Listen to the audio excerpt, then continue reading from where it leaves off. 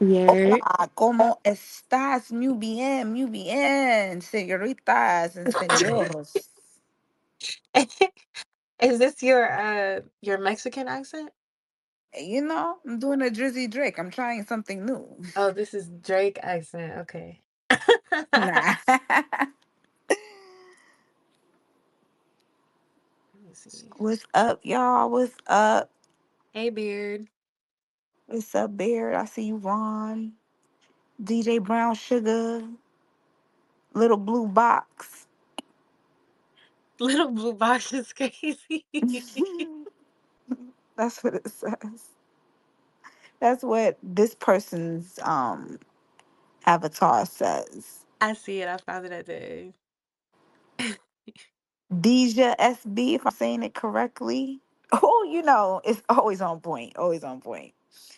Juju the Gamer. D's got C's. And AJ Oh Shaka. shit, we got Willie in here. I ain't seen Willie in the spaces in a minute. What's up, Willie? What's good, Willie? 4KJ. Okay, okay, okay. But yeah. We just waiting for Kia to pop on through. What's good, Z? What's good, Scotty Beam? Call me Jamie. All right, enough with the shout outs. As we wait for our good sister Kia to join the spaces, you know, this is our weekly little condo conversations that we have dealing with hip hop and, you know, some pop culture shit, but it's mostly hip hop. Black women speaking on hip hop, speaking on music, speaking on black shit. And this is what we do, okay? I'm Miss Milan. We got my good sister over here, Yan. We have Kia, that is the historian in the group. We're waiting for her. We see Jazz right now in the building. Oh, We got the honorable fucking Z, y'all. Z from Audiomack.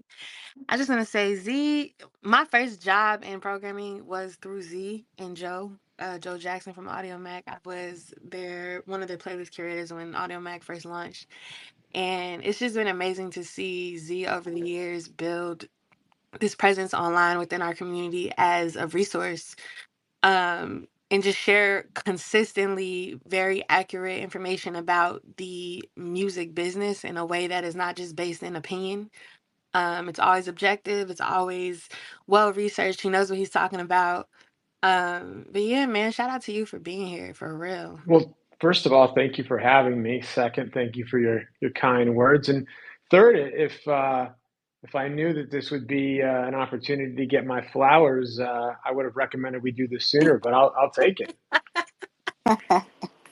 We gotta give you your flowers, man. You're really doing the work, and we really appreciate you for real, for yeah, real. for sure, for sure. So, you know, we love to give people their flowers over here. You know, we're not prideful or have too much ego to recognize people that really are for the culture and just, you know, what it is that we all love and also spreading facts, not fairy tales.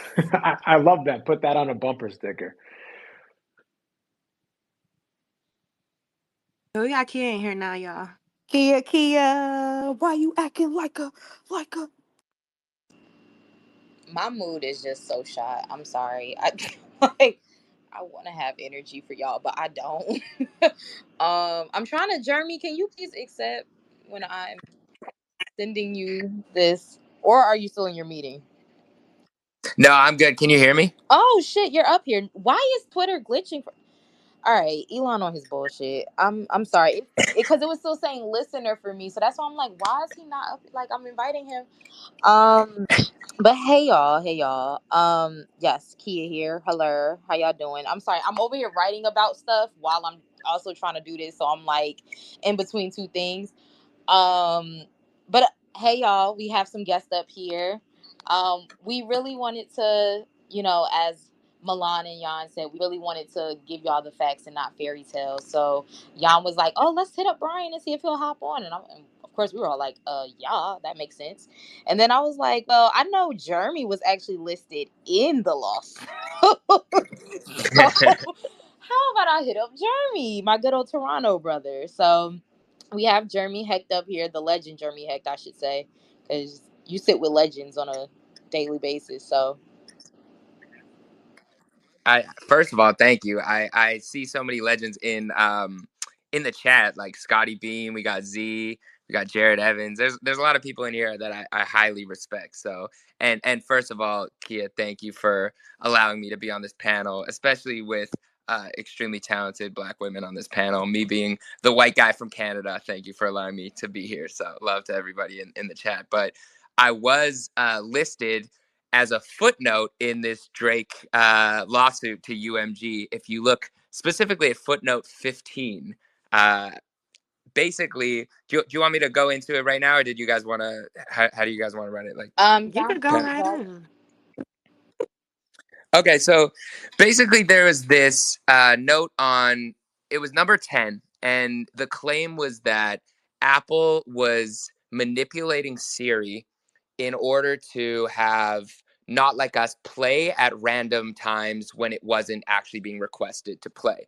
And this came from a footnote where there was a Vibe article that referenced a video I had made that had circulated online where I saw someone tweet it. And so I tested it out. And basically, you said at the time, Siri, play Certified Lover Boy. And it would start with, I see dead people. And so people were like, what's going on? What's happening? Is this some sort of conspiracy?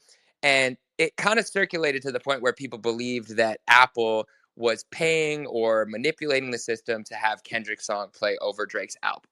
So I just tested out a few more things. And in my test, I did a bunch of different lyrics from songs to see if that would pull up songs rather than albums. And I posted another video where basically I said, Siri, play drop, drop, drop.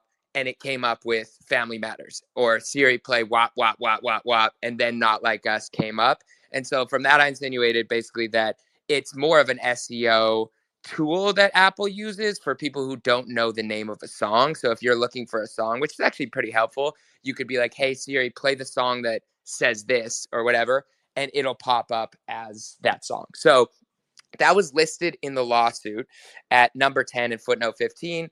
And they failed to basically include the other thing that was in that Vibe article where I basically dispel that, not to say that there wasn't anything going on, because they did change afterwards, after that made viral rounds. Spotify did change it, or Siri did change it, or Apple, whoever, where when you said play Certified Lover Boy, they would go to Drake's album. But I do think that generally it was more of an SEO thing, and they kind of didn't put that in the lawsuit. So I found it very interesting. Okay, so that's really fucking crazy. But I think because we have Z here who is super knowledgeable and knows how to break things down for those that don't truly understand, I think we should take this moment to educate. You know what I'm saying? Let's not allow people to, just believe whatever that they want to believe, which they're going to do regardless. But facts are very much so facts. So for those that don't know exactly what the lawsuit is entailing, because, you have people saying, hey, Drake is actually suing Kendrick, and then you have people saying no, it's actually UMG. Let's get the actual facts of what does the lawsuit actually detail. and also, Brian, if you could highlight the importance of the sources in there, because that's really why I wanted Jeremy up here, because he was like, well, I was using a Vibe article that's referenced in this, but that's not what actually happened, and it was left out of this filing. So if you could also explain that too, as far as sources. Yeah, there's certainly something to be said about our current state of journalism. That's a much larger conversation that we could be having, given that a lot of the footnotes reference third-party sources, which themselves reference third-party sources. They did cite several public announcements that were published on Universal's own web properties, which is obviously different from a writer publishing a piece, sourcing or referencing another platform or media outlet themselves in the coverage. my non-legally scholarly position, this was very sloppily put together. The people who are going to be billing Drake for many hours of worth of work are definitely enjoying the time that they've spent on this, because they're going to make a nice buck. But to go backward here, first of all, in the last 24 hours, there have been 2 petitions filed. They're not lawsuits yet. This is the sort of like precursor to what would be an actual suit filed. Of note, the first was filed in New York under Drake's company, which is Frozen Moments LLC. The other was filed in Texas, and the one that's filed in Texas is under his own name. He is the petitioner, Aubrey Drake Graham. A lot of people have asked why one was filed in New York, the other in Texas. The reason being on the latter, iHeartMedia, which is the conglomerate that owns iHeartRadio, they oversee hundreds of radio stations across the country. They are actually based in San Antonio, Texas. So that is the linkage there. There are a lot of claims made in the dispute section of the filing in the first, which was in New York.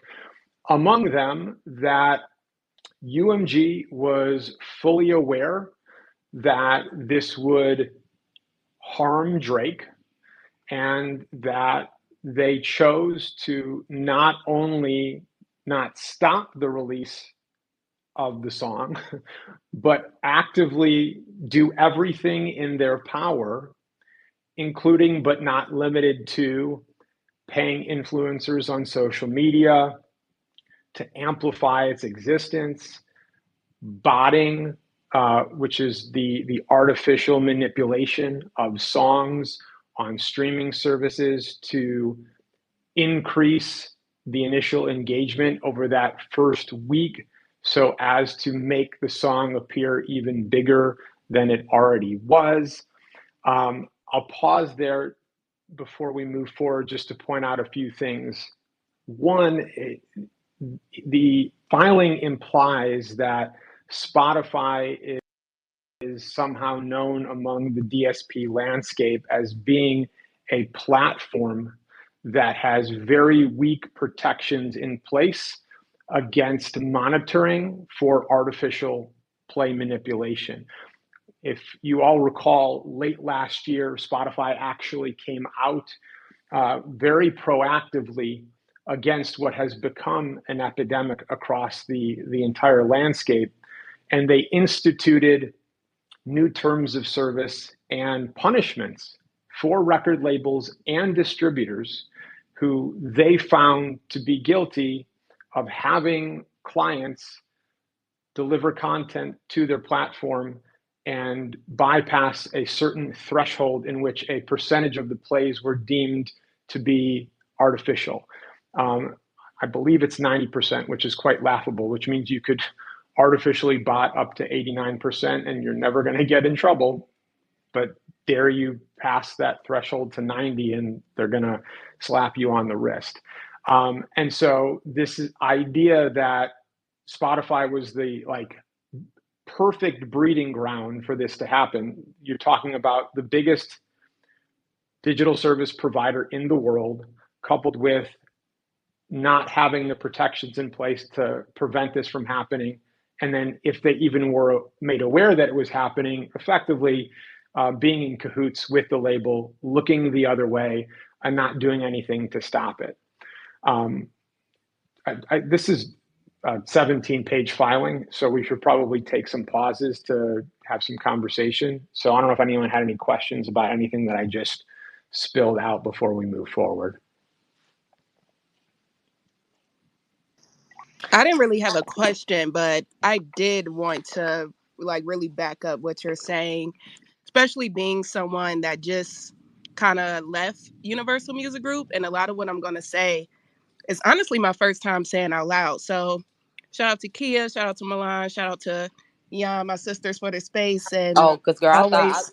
we serious, but I was finna key. I was about to say, girl, what the fuck you finna get? Oh. Drake filing lawsuits on everybody, bro. No, I was no, I just really wanted to back up Z and shout out Z too because before I got to UMG, I was the hometown heroes curator for Cleveland for that playlist. And Audiomack and Joe and everyone there has been so instrumental throughout my career. So shout out to you guys. But Thank you. what drove Universal Music Group to hire me from that position was because Universal Music Group at the time was hiring their first ever like in-house US curators. There was no like US curators at UMG. And what they expressed to us is that they were bringing on Mike Begane. I don't know if anyone's know Mike Begane. Mike Begane used to be at Spotify. He actually started, I believe it was the New Music Friday playlist and is now doing his own thing. But he at the time understood that playlist thing wasn't really getting the streaming numbers or the engagement for artists at the time. So they created this new system. And the new system they created when we got to UMG was you can take someone's EP and or album and turn it into a quote unquote mini playlist. And what UMG called it was actually a fixed playlist. So if you're ever on like DSPs or under, I don't know, Rhapsody or Big Sean pages and you see like these like small compilations, that was just another way to drive streams and get eyes on the SEO and that whole thing. But a lot of it, in my opinion, was to Z's point to manipulate the system. So when you go and see all these various top rap workout songs or EPs or like 2000s R&B hits, all of those are like ways that UMG and now Warner does it too, to manipulate the system. And artists like Drake, Wayne, and Nicki have all opted into that.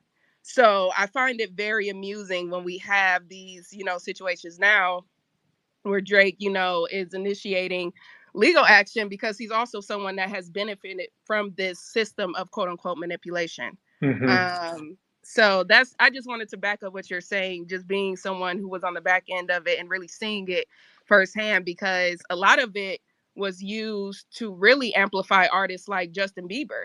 Justin Bieber was one of the first artists they curated these compilation, quote unquote compilations for, and they received $30,000 in free money. Now for UMG, $30,000 is not a lot of money. But if it's coming out of thin air from just one strategy, oh, they want to keep doing it again and again and again and again. So I hope I'm making a lot of sense. This is my first time ever saying that out loud for those that don't know. But if you're ever on a service and you're on these EPs or you're on listening to these EPs or finding all these random compilations and you see like FP or X, that is literally these big threes manipulating the system. Yeah, look, it should be no, this isn't breaking news to anybody. It is incredibly difficult to drive awareness and engagement now more so than ever before. You use the word manipulation. It is that undeniably. A lot of it, though, is out in plain sight for the world to see. Labels, especially those who have these deals with Spotify. Remember, the big three signed agreements with Spotify that gave them a stake in the company from the very beginning. That was part of the terms of their initial license agreement. It's basically the hurdle that they had to jump over to get them to make their music available on the service in the first place. The music industry forever, but especially since the dawn of the streaming era, it's been incredibly incestuous. Everybody is basically in bed with everybody else, and that was necessitated in order for them to agree to have any sort of working relationship. Now, obviously, there are things that happen in plain sight, and then there's also a lot of things that happen behind closed doors. I mentioned this earlier today on Twitter. This reminds me a lot of what has existed in the college football landscape. I don't want to make this analogy move too far away from what we're discussing here, but like from a recruiting perspective, practically all major college football programs have always violated the NCAA in order to get recruits. It's just sort of known. like they do what they need to do to get the 5-star recruits to commit to their school to play for their football program. Sort of just known. And everybody cheats, just don't get caught. And if anything, these filings are bringing to our general awareness is something that anyone who's worked in the business for any length of time is already well aware of. Labels have historically paid influencers who do not disclose that they're being paid to discuss and talk about artists and releases leading up to and immediately following a big album or song drop. Certain labels have even purchased social media accounts from the original creators, specifically with the intention of using those platforms to push their artists. This is not new, it's been going on forever. The labels have also done takeovers. Drake has been the beneficiary of one of these takeovers. If anyone remembers when I think it was Scorpion, he was the cover artist for like 10 Spotify playlists the day of release. A lot of what is claimed or accused of in this filing, Drake has directly benefited from based on his standing in the UMG system and his relationship to the very top of that organization. And so there is an undercurrent of hypocrisy that is undoubtedly here. Now, when payola became illegal, and then there was a lawsuit some 20 odd years ago, and UMG was actually found guilty of it.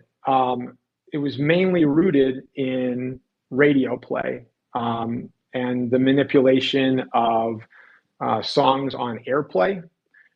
However, in the streaming landscape, it has been a bit fuzzy. And so if this does move forward, if I'm looking for positives, and I'm trying very hard to look for positives, there could be precedents that are set that will change the landscape as far as what does and doesn't need to be disclosed to listeners while they're on DSPs, making clear to them what is and is not paid for. Speaking on behalf of what I do here at Audiomack, we have a program that is not drastically different than discovery mode. It's called sponsored songs. And individuals can opt to run a campaign where you choose a cohort based on previous listening history, as well as geolocation. So if I am a hip hop artist from New York, I could select New York hip hop listeners, and then we will slot your song into a user's queue who historically has listened to hip hop and is based in the New York tri-state area. The key here is on that song page, we place written, not warning, but alert to the user that it is a sponsored song. So they know that the reason why that showed up in their queue is because that slot was paid for. To do it any other way would be disingenuous. The difference, of course, is that when Spotify recommends a record to you that was recommended through discovery mode, they do not disclose that information. And to opt into that program, you're basically accepting a reduction in royalty rate by 30%, which, what's better, a small bit of a watermelon or a grape, a small bit of a watermelon. And so the bet that you're making is that this huge win that you're going to receive, which is more recommendations, your song being placed in greater real estate on the user's app, is going to lead to mass engagement, larger consumption, and you're taking the reduced royalty rate, but you're getting more streams. And the accusation in the filing that basically UMG and Interscope colluded with UMG, or excuse me, that UMG and Interscope colluded with Spotify to accept a lower royalty rate sounds a lot to me like they simply opted Kendrick's song into discovery mode, which, if that is the case, they're allowed to do. The program was not only designed for independents and independent distributors, though that is really the target audience, those that don't already have name value in the marketplace and could really use all the help that they can get. But if so, he would have been the beneficiary of that. If that is the case, I certainly hope that Kendrick was made aware of this, that he knew that that was the case. Not that that would change anything, but if I were in his shoes, I would certainly want to be aware of that. I think I should Yeah. pause again there. Yeah, Z, I was gonna ask about that because I know when I was having a conversation with my friends, I was like, okay, well, because from my understanding, this is just a pre-action filing, and then from there they'll decide if it can actually be like a case, like if the feds need to get involved, right? Yeah. So the state of New York requires this as a precursor to filing an actual suit. I get the sense from having read the entirety of the filing that they didn't want it to get to this point. Drake's legal team reached out to UMG at various points over what we can imagine to be the past few months, attempting to work this out behind closed doors. And UMG's response was, you shouldn't be threatening us with a lawsuit. You should just threaten Kendrick. And when Drake was like, no, I'm threatening you, they were like, well, if you sue us, we're going to sue Kendrick, which I don't fully understand, because if Yeah, I was gonna ask about that because that was confusing to me as well. I was like, okay, so if he sues you, you're gonna sue Kendrick because you feel like this is Kendrick's fault. But like you said, what if Kendrick didn't know that these things were happening for him, or would Kendrick even be aware of that? Because I know his situation with Universal is different than Drake's situation with Universal. it's actually not all that different. Obviously, I have never read either of their individual recording contracts, but they both have the same recording agreement type, which is a licensing deal. And obviously, both the same parent company, UMG, Drake through Republic, and Kendrick through Interscope. To your point about whether or not Kendrick doesn't know about any of this, it's a valid question. And I say that because typically the bad actors in this space, what they'll do is they will not just artificially manipulate or bot an individual song. What they will do is once that song makes it onto several playlists, they will run bots against every song on the entirety of the playlist, and that's meant to mask, the real perpetrator. And so what has happened to especially a lot of unsuspecting innocent bystander artists is especially those who don't have major label deals and operate through DistroKid and TuneCore and various other distributors, they have had their music removed from DSPs, Spotify specifically. They've been dropped by their distributor as a result, and they've never conducted any such activity. It's just unfortunate that they happen to be on the same playlist as someone who did engage in the violation of a terms of service, and they were collateral damage. So is it possible that Kendrick had no idea? Absolutely. And even so, like, if you saw this happening, but there was already tremendous organic traction, unless you dig into your Spotify for Artists or your Audiomack Creator Dashboard or whatever back end you have access to, and really look to see what your stream sources are, you'd have no idea. Like, for instance, you want to look at, are my plays coming through listener library? Are they coming through editorial playlisting? Are they coming through search? Are they coming through offline listening? Are they coming through a third-party embed on like a blog or a website, or other? And other is a catch-all for we cannot verify the source of this stream. And in most cases, that means that it was done likely on desktop, not mobile, likely from the same stream source and location, and very likely barely across that 30-second threshold, which is the most important here, because for a song to be considered monetizable, it needs to at least be streamed for 30 seconds. So typically what the bots do is they stream for the bare minimum. So they stream just long enough for the stream to be considered monetizable, 30, 31 seconds, and then they jump ship.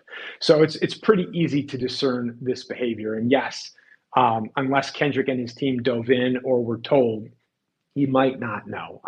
I do want to give him the benefit of the doubt here.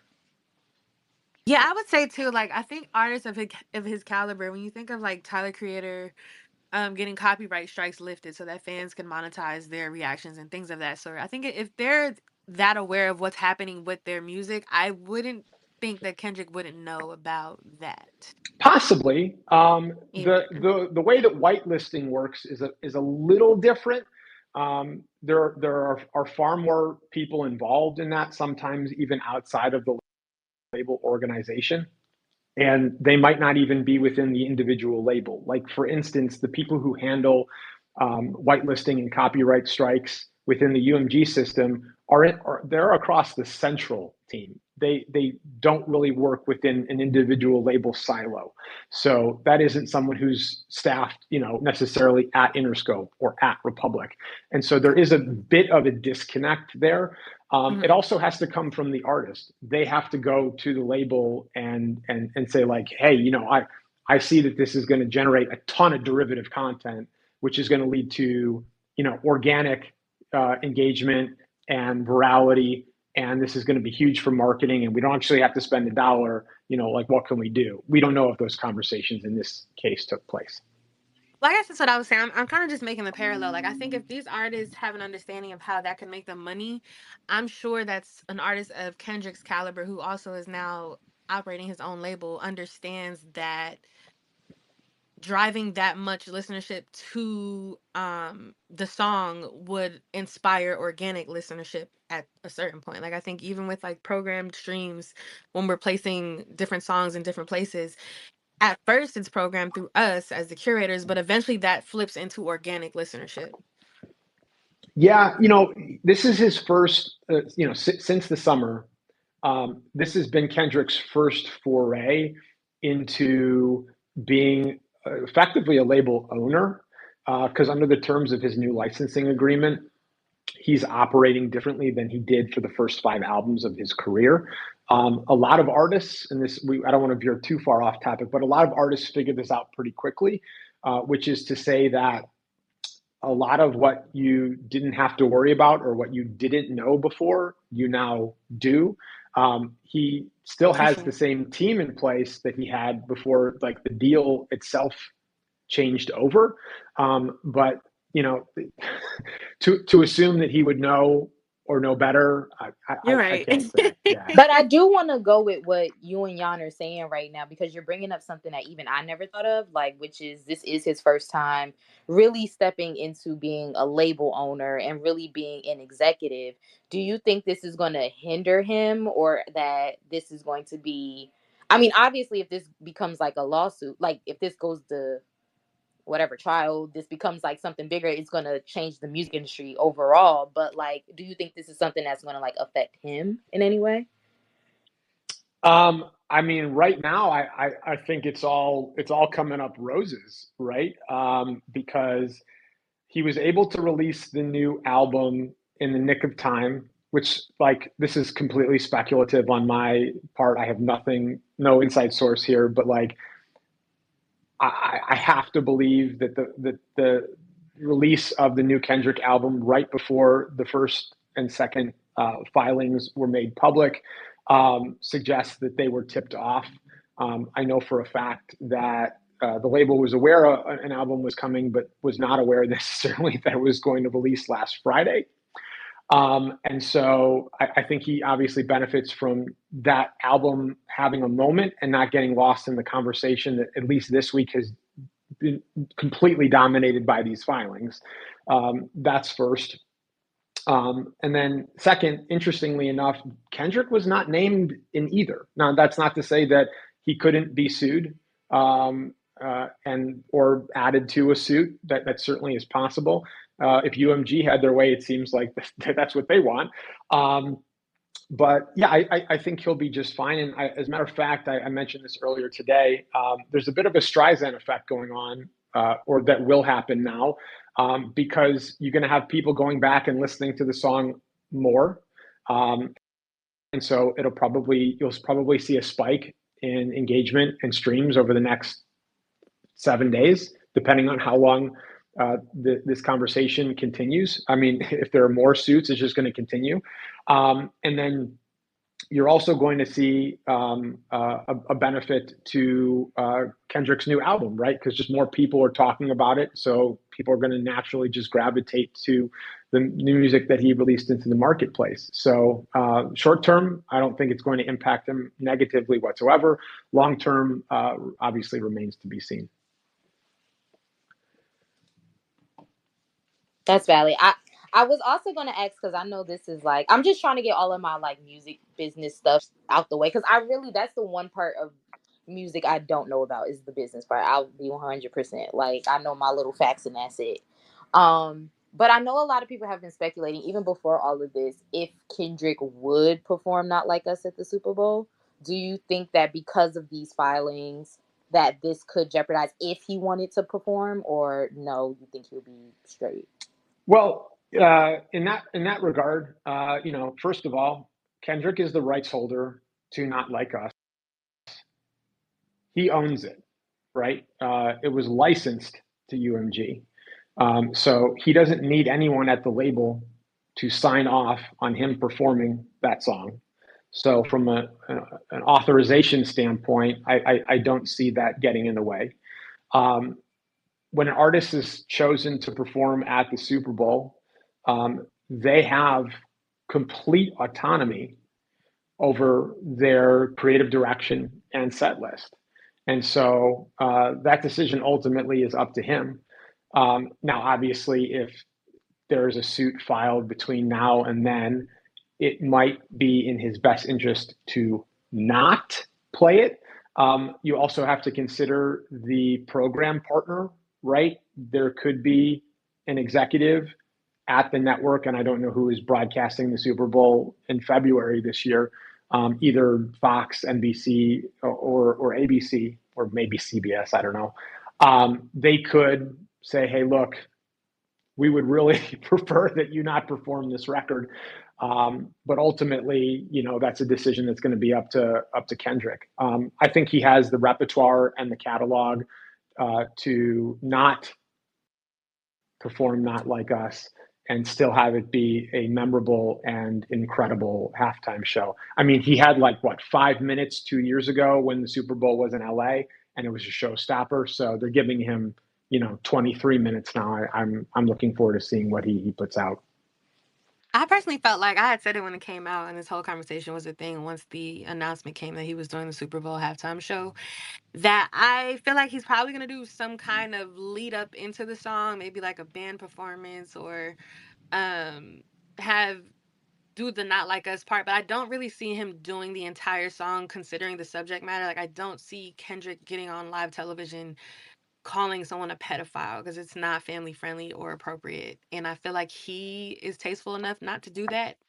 Um Culturally, I would love to see that, but I just feel like from just like NFL, this is a family thing perspective, I don't see him doing that, honestly. Yeah, and it's bigger than that too, right? I know that at the time there was the beef really got going, that everybody was trying to um, get remind them to be cautious for fear that there would be fallout in the partner space, right? You have both Kendrick and Drake who have numerous partnerships with uh, corporations outside of the music space.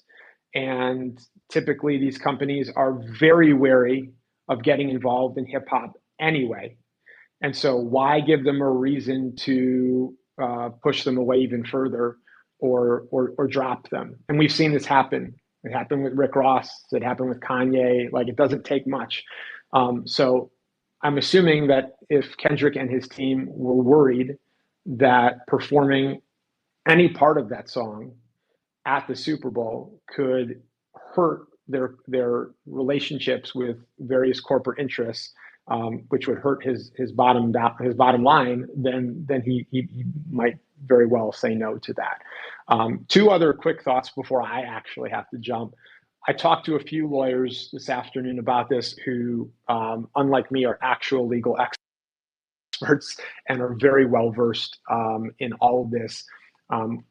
One that I thought was particularly interesting from Kevin Cassini, based on the second filing, the one that was done today in Texas that named both UMG and iHeartMedia. Kevin categorized it as what they call a SLAPP suit, SLAPP, and that stands for Strategic Lawsuit Against Public Participation. Effectively, a SLAPP suit is designed to temper expression in the public arena, right? It's like you don't want something to get out, which is interesting because this is claiming defamation on the back end of something that's already out in the public space that many people are already aware of. And so the timing obviously is interesting. That would make more sense if, say, you caught wind that he was about to release the record, it wasn't already out, and you filed to stop the record from being released so that these defamatory claims weren't out in the sphere. And essentially what's going to end up happening is, as I mentioned earlier, this Streisand effect, which is it's going to start the cycle all over again. You're now going to have legal scholars and media that cover legal matters discussing this on television and in print and online, which is going to bring about more awareness. And yes, the song has nearly 1 billion plays on Spotify. However, there are plenty of people in this world who have not given it a listen because it just didn't impact their day-to-day content consumption. And then now they're going to hear about it for the first time, along with the insinuation that he is a sex offender or pedophile. So not great. I've also seen across Twitter this idea that Drake did this intentionally just to get out of his deal. I don't believe that for a second. Drake is perhaps the most leveraged artist in the streaming era who's not named Taylor Swift. Whether he wanted to extend his agreement with UMG or leave UMG, filing petitions and threatening litigation is not the chess move that would get you the deal that you're seeking. So I don't buy that for 1 second. I thank you all for having me on today. I would love to join these in the future if you'll have me.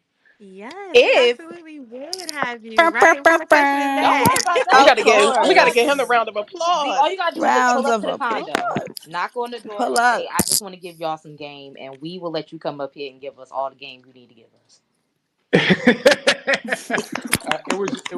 It was my pleasure. Thank you all so much. I want to wish everybody a happy and healthy holiday season. Yes. Hopefully, we can all get off social media and enjoy family and good food. And I wish you all the best. Thank you so much, Z. Thank We really appreciate you. it. Thank Thank you, you. man. And you welcome back anytime to the condo. Don't let nobody stop you at the door. I appreciate it, everybody. One love. All right. Well, love. So I Oh, did you want to guys just say, got 45 minutes of game. That's a fact. and I think he made a really great point right before he jumped off, as far as him thinking it's more than just the play that he's trying to frame it as. And I had saw this tweet that I wanted to share with y'all today. I thought it was really brilliant, and he was saying this lawsuit isn't about music; it's about legacy, or rather, the lack of one. It's a public confession that Drake fears the future because it no longer has his name written on it. And the Whew. irony, That he's was not even hard. wrong. Not Like Us is exactly that, a line drawn in the sand. On one side, artists who push boundaries and dare you to follow them into uncharted territories. On the other, the Toronto hedonist who repeat himself until the carefully constructed synergy of Toronto, patois, and UK accent fades into irrelevance. The beginning of the end of Drake's career didn't start at Like That or Not Like Us. It didn't start at 100 gigs flopping or the release of GNX. It started today when he released these legal actions. So I completely agree. I think this is so interesting. The timing of this is right before we start heading into Super Bowl conversations, and I just feel like he's really afraid of his legacy. Um, so I know we did have somebody up. We have somebody else up here who wanted to say something. Katie. She's had her hand raised for Ooh. for a while. I've been like, oh, let me unmute. I've been like itching on the. I even messaged you that. I'd be like, oh, let me share this. Let me share this. Oh my great goodness. Well, first of all, Z, hats off to Z, absolute legend. I would love to connect, and then also the lawyer that he spoke to is absolutely brilliant, and I am in agreement with that this would be a what they call like a slap suit. And I brought this up because I was reading through the actual documents, like the I guess like the claim that had been filed. And what's really interesting is Part 17 says, or Section 17, the petitioner, which is Drake, brings this action for discrete, well, obviously it's not discrete, and specific purpose to understand whether and how UMG funneled payments to iHeartRadio and its radio stations as part of a pay-to-play scheme.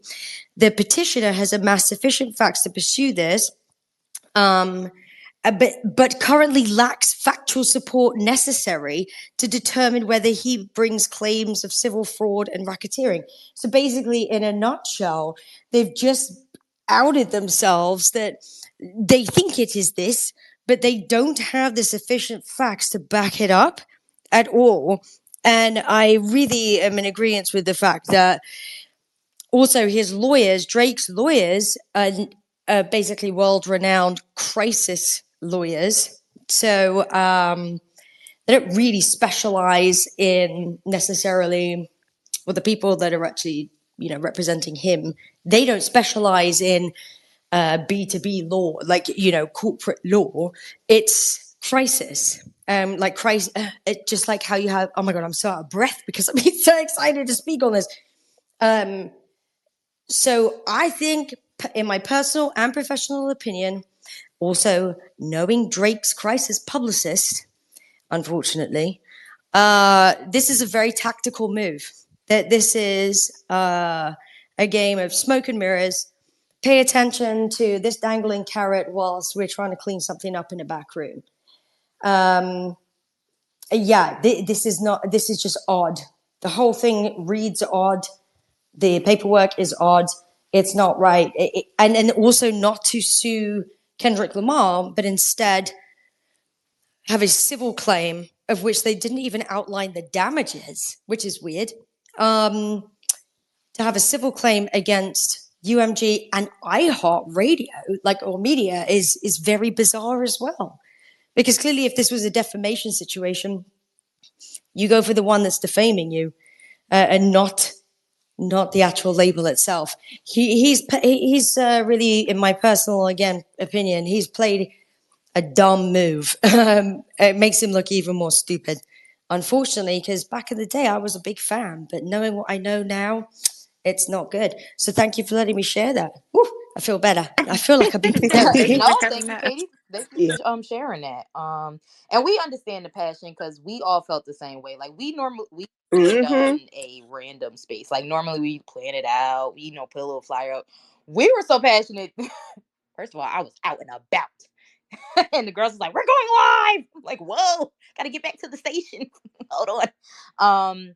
But yeah, we know that you guys are passionate as well because we all understand, like, granted, a lot of us may not understand the legal jargon or we may not understand the business part of it, but we do understand basic principles of what this is. And we do know that if this does become something bigger and this does actually go to trial and the feds have to do investigations on RICOs and all the rest of this type of stuff, it could be very, very big for the music industry. Not could be, it would be, very big for the music industry for everyone, not just for the top dogs, but also for, the executives, for the songwriters, for the producers, for everyone.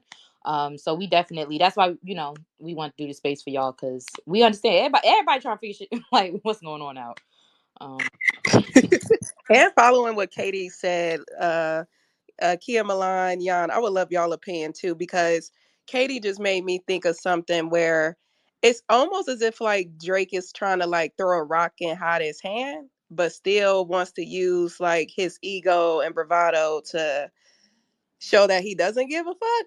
But at the same time, it seems like every single move or carrot he throws is an attempt to discredit Kendrick. And I think that's the part that upsets me the most, because it's like you're not going to take away the impact of not only Not Like Us, what he does for LA, what he does for the West Coast, what he does for Black America, but also what he does for this up and coming generation. To your point, Kia, that does feel, lost. Like we're all in kind of like a transformation stage. So I just wanted to know y'all opinion on that. I want to hear Jan's first, because Jan actually works in the No, DSP. I didn't want to. I wanted to think Oh about that my! question. Stop it, be on the spot. You do. Come on, son. I don't know. Like, I guess one of the questions I keep seeing pop up too, kind of tied to this, is just like, what are the implications for like emerging artists? And like, I really don't know. Because to y'all point, like, I feel like a lot of the shit that he's essentially filing against are things that have benefited you. So it's like, I don't really understand the point of this shit personally. Like, it's defamation, but the music you put out, you're defaming someone else. Like, it's just all these contradictions. So it's kind of it's a little confusing. Like when I seen this shit come out, it was crazy. And I think another thing too is I was a Drake fan. I don't want to act like I'm a Drake hater. Like, I actually was a Drake fan, and just seeing this play out is so disappointing, because I just think, just in life, like sometimes you just take a fucking L. Like, it's not that deep.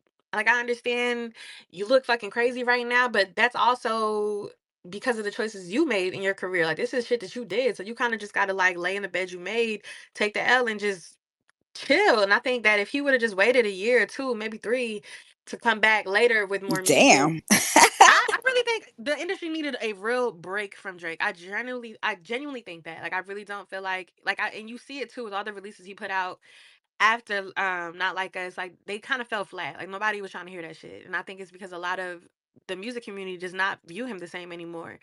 And I think in that kind of circumstance, you need to let people miss you. Like, and that's just like in life in general, when shit is just not working in your favor right now and you look kind of crazy, like sometimes you just gotta fall back.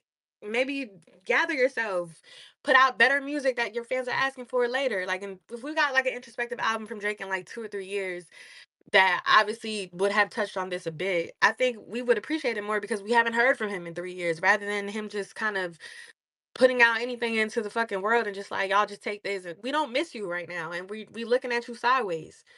um so I don't like. I would have appreciated that, because this is somebody that I've been a fan of. Like, We I don't don't want to fucking hear. miss you, nigga. Get out of here, little nigga. But I don't need like.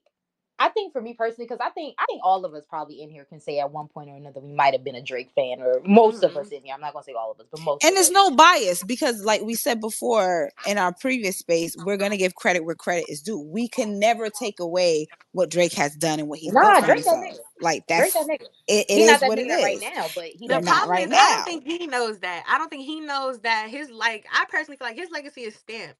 So all the antics you doing right now, you looking fucking crazy, and it's like it's almost like you doubt yourself, and it's making us look at you even more crazy than Kendrick already making you look. So it's just like, I don't know, man. I just feel like at this point, there's no coming back from the shit he doing, because he looking like a fucking Karen, and it's sad to see. But I just Can I jump in real quick? I think this is a case of thou doth protest too much. We're familiar with the situation or allegations or news stories about Millie Bobby Brown, right? This is what allegedly sparked this song. I was there many years ago when they first met, and the introduction was made by Drake's publicist, who's still his publicist to this very day. So I think personally, of what I know and what I know in this industry and who I know, this is a case of thou doth protest too much. Otherwise, if he was smart, if somebody was writing a diss track, why choose these words or make these allegations? Um, just you could diss anything about anybody in any capacity, but Kendrick Lamar chose that route.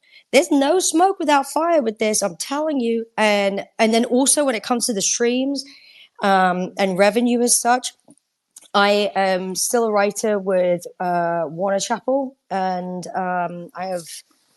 I still randomly have a back catalog on Spotify, and I get the breakdown. I have the receipts of where my stuff is streamed, how it's streamed, and so on and so forth. So there is a paper trail, which, if this was to go to trial, Drake would be made an absolute mockery of, because especially with huge record labels as well as individual writers, artists, producers, etc., you just log into your account and then you have the data and the facts. So, I can assume that Kendrick Lamar's team and Universal Music and iHeart are probably looking at this being like, oh, he's an idiot. It just makes him look even more like suspect. But it wasn't that long ago. I think it was like, what, 6 months max that the Millie Bobby Brown hit the news again. So, I wouldn't be surprised, unfortunately. I think my issue with the Drake thing is just him posing this as if he's doing it for rising artists, and Man. that he's doing this for the artists coming up, in the next generation, when it's like, no, you're not. We all know that Mhm. you benefited from this system. It's not working for you right now, or you feel like it's not working for you right now. And now you want to like lie and say you're doing something for these kids. No, you're not. Because, and this is something, damn, I wish I would have asked Z when he was up here, of just like, so when this goes to court, right? And I guess niggas got to pull out whatever, evidence they need to prove it. Can't Universal pull up what they've done for you? And They Hmm. doesn't that can. ruin like Hmm. like that? This is just what I keep going back to. Like, one thing I do know is that when you go to court, you got to come with evidence. So if you're going to say these things, especially a RICO charge, if you're going to say these type of things, you have to present evidence, and they're going to look at everything. So if they're looking at what they did for Kendrick per se, and then they're looking at what they did for you over all the years that they've been working with you, like, you don't think that's going to look bad on you? So it's like, yeah, we want to dismantle, because I think that was another thing I saw on social media that was bothering me, was everybody was like, oh, y'all used to be so anti-label, now y'all not. No, no, no, no, no. I still think that these labels are inherently evil. I still believe that they're very manipulative. However, I don't think it's fair that somebody who, like Z said, the only other person that's seeing him as far as benefiting from this system is Taylor Swift. If you're that high up and you're complaining, bro, it's like, be so fucking for real. Like, of all people to bring this to the front, it's like The Messenger. We said this about Drake when it was like, oh, well, Pusha came at him, but why wasn't it the same response when it was Kendrick? Well, because it ticks the messenger. Like, you got to be the right person to deliver it. So it's just like, what makes you think that you're the right person to deliver it when you've never truly wanted to look out for anyone but yourself? Literally, because if you really wanted to be for the youth and the young people, you would have told UMG during the music and strategy tactics department when it was alive. You would have said, you know what, I don't want to be a part of the fixed playlist resurgent program, because that program was created for up and coming artists like a Ombre anyway. It was never created for like a Drake or anything, but you wanted to opt in it so you can reap the benefits. So it's just like, again, it's very hard to want to listen to his music these days because of the antics and the attempts to manipulate. And I think he even sometimes, well, not sometimes, he does, he clearly underestimates the fact that, nigga, we see right through you. Like, we see it, we're not dumb. I do want to add too, from the program perspective, kind of like on your point, as far as these programs and these tools are essentially helping emerging artists, and that's who they're for. If, let's say, hypothetically, he were to win this lawsuit and we cannot anymore algorithmically program your music, that actually does not help emerging artists. So, like, just for y'all to get an understanding of like my role at Pandora, in addition to editorial playlisting, we also have the option to algorithmically program music, and that is how you gain audiences, because those program streams eventually turn into organic listeners if they like the music. Otherwise, if you would have to promote the shit out of your music yourself and hope that those people are listening to your music, and if they don't, that's the end of your streams for that song or release or whatever. However, once we have the option to put it on editorials and algorithmic, just other little opportunities that we have algorithmically, it allows you to have access to a broader audience who eventually becomes your listeners when they like the music. And I think you kind of handicap the tastemaker and the gatekeeper by not allowing us to do that, because if we can't place you in front of who we think would like your music, then you are going to be tasked with finding your own fans. So it's like, I just feel like this is so backwards, and it's going to handicap more people than it helps. And I think that's also why acting like this is helping people is like, it's very smoke and mirrors. That's bullshit, personally.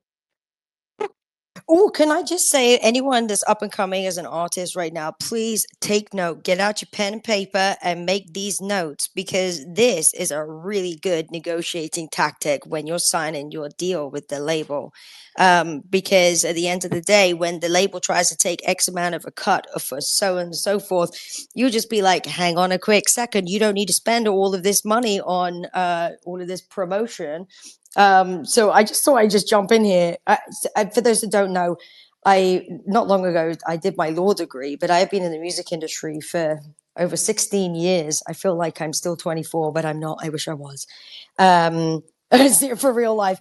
And I fight the good fight to protect people in the industry, whether you're talent or working behind the scenes, in all capacities. So that's why I was just like, please just make notes here, because this space is literally priceless. Like, the information you're getting from such amazing people here, like, it will really work to your benefit.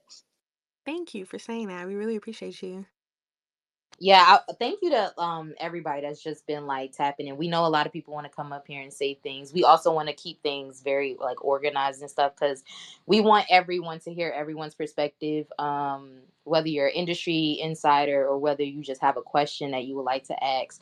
So at this time, we are going to open up the floor. We're not going to like flood with everybody at first. We're just going to bring up a couple at a time. We asked just to like keep it for time's sake, because we don't want to be on here for hours. Because if you know our spaces, you know we be on here for like 3-4 hours. So if you have a question, just ask the question, or if you have a comment to add or anything like that, just everybody be respectful and just you guys know, be sweet.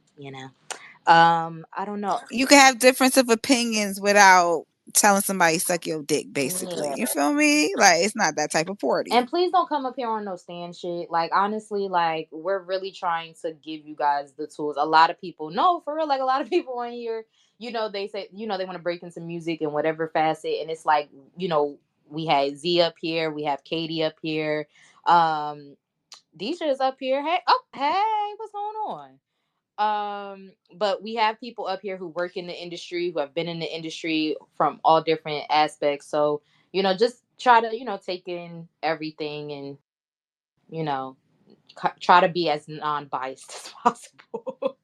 But yeah, let's get into some folks that came up here after Katie. I did see, was it T Rankin? Yeah. Rankin, am I saying that right? T Rankin, you want to go, and then Deja, you can go. Okay. Can you hear me? Yes, we Yeah, we can can. hear you. Okay. Thank you for the space. It's been very informative so far. Um, I'm not really well versed in the intricacies of the American music business, so I'm going to leave that to people more experienced than myself. I would just like to say, from a cultural perspective, I would like to understand the kind of advice that goes into filing this kind of suit, because as a hip hop fan, I'm kind of galled by this. I think the extent to which this is insulting to rap music is quite deep for me, because I am a big hip hop fan, right? And I think, given what Drake himself said in his records against Kendrick, I'm really surprised that he's taken this angle.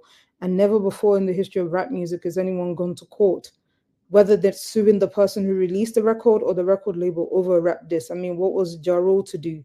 50 Cent ruined his career. What was Meek Mill rather to do when Drake was dancing on his grave on stages at award ceremonies, etc. So I'm just really galled. And lastly, I would like to say, I think this situation reveals the extent to which the suits versus the people can actually come into play. I think Drake is in denial about how popular the song actually is, how much it's found resonance with people, because he tried to change the subject like he did versus Pusha T, and it just didn't work. He released song after song after song, and none caught on. And I think that is when it dawned on him that the effects of this song might have been way deeper than he anticipated or appreciated, because he himself, when he made, I think it was I cannot remember the AI song that he dropped, when he was saying, oh, talk about how I like little kids. You heard it on the Joe Budden podcast, so it must be true. Like, he's the one who actually introduced this angle into the beef himself, because he did not think it would stick, and he did not think it would have this kind of effect.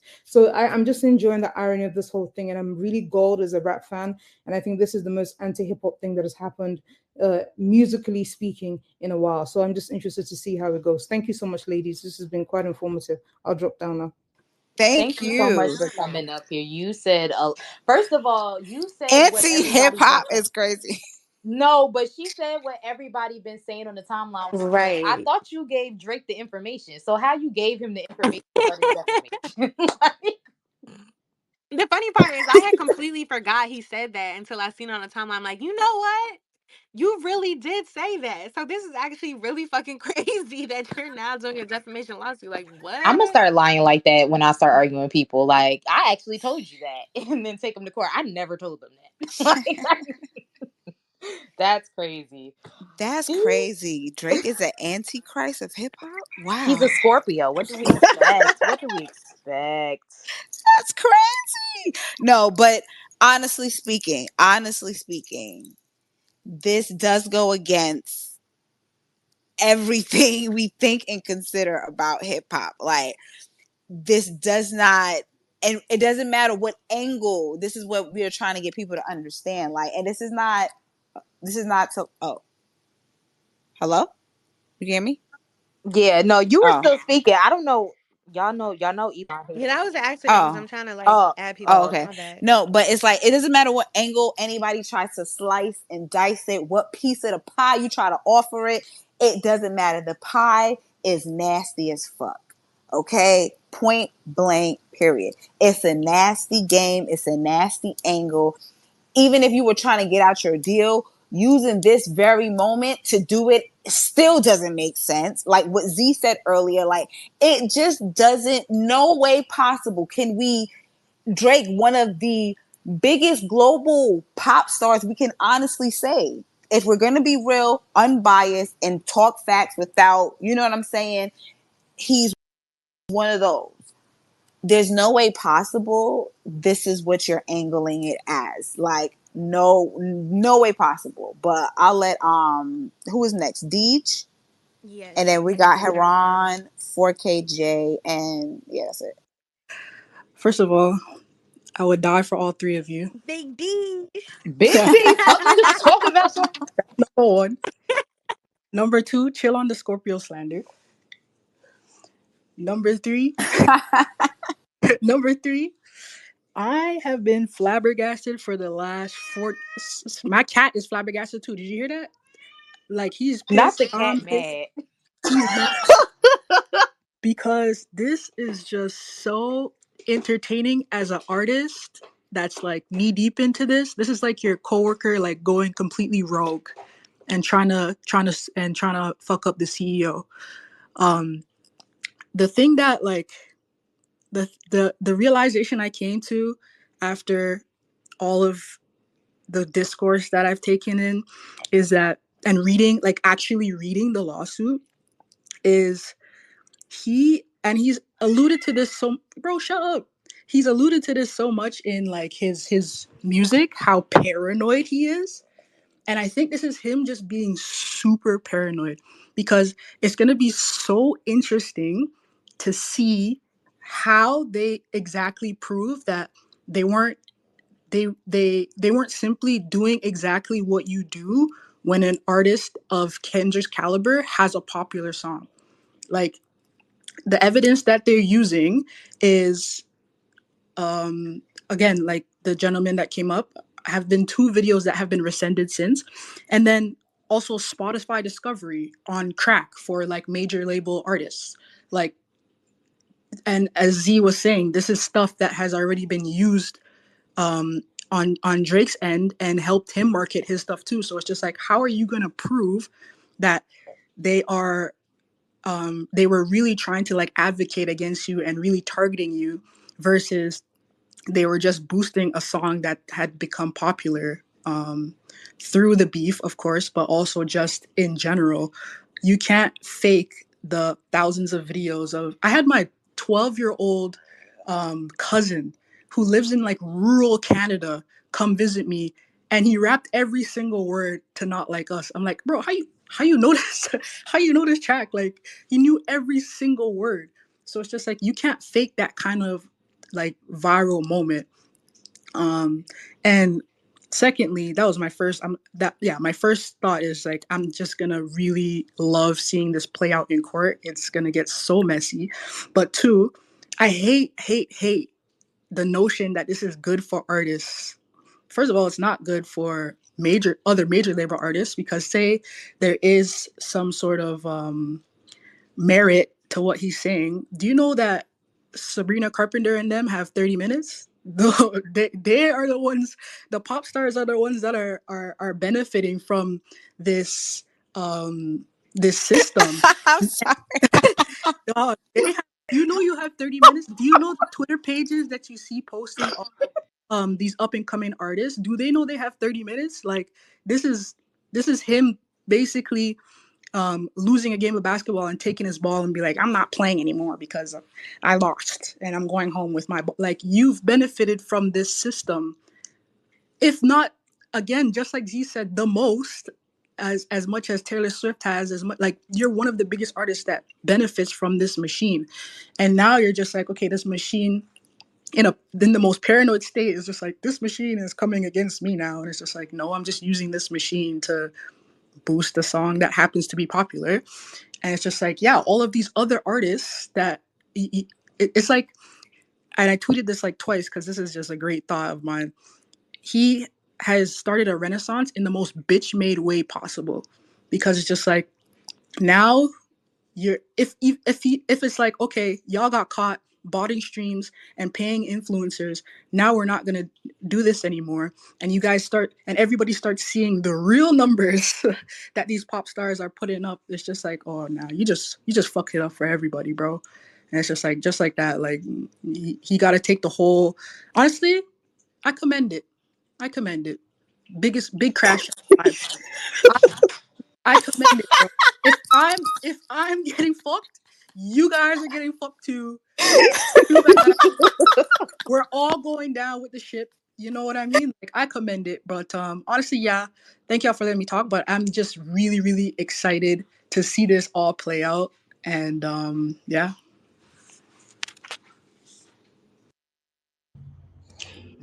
Bitch, Big get D. Oh, I'm sorry. I didn't know somebody. I'm sorry. I was giving D her flower. Big D. Fuck niggas talking about. Y'all can hear me? Heron, you yeah. were ready? Yeah, we can hear you. Yeah, Yeah, okay, all Heron was right. next, and then, well, no, actually, wasn't it the Queen Bee was Not next? Who's next? no, it was Heron, 4KJ. I think let's do Okay. them two first, and then we can get to the next Yeah, person. okay. Okay. Heron and 4KJ then next. Yeah. Okay. Deej, that was brilliant. Just want to say. Yes. Yes, D. Very brilliant. Yeah, I'm glad that we arrived at this point where we could all agree that at the end of the day, to simplify the matter, this motherfucker just basically is dry snitching after getting punched in the eye. That's just all of what it is. You know what I mean? We don't necessarily have to oversimplify the whole situation. We can speak from the core of the culture. He called for the dogs. He called for the problem. He got punched in the face. He called the cops. So, you know, at any you know what I mean, understanding of what's going on, I believe that the main point of this is that this is on him. He miscalculated the outcome. He thought he was going to move how he was going to move, and he did not calculate that Kendrick was going to be on fire for pretty much the second half of 2004. I'm pretty much sure none of us saw it. So essentially, he decided the best move for him to do was essentially to say, fuck it, I'm telling. I got no other card to play. I'm telling. And I'm not necessarily shocked. I'm really not necessarily shocked because he always came across as a certain kind of person. He just always came across as a certain kind of person. So wherever this goes, I'm really interested in wherever this goes. But I will say this: if we really take this into account and look at it from a macro level, I think this is probably the biggest battle we've seen in the internet era. The last time we saw something of this magnitude, social media wasn't popping like that. I believe it was Jay and Nas. So, and before that, it was, Pac and Big. So it's a very, interesting thing going forward. If we do see another, battle in the social media era, does it turn out into something like this where motherfuckers just start suing each other?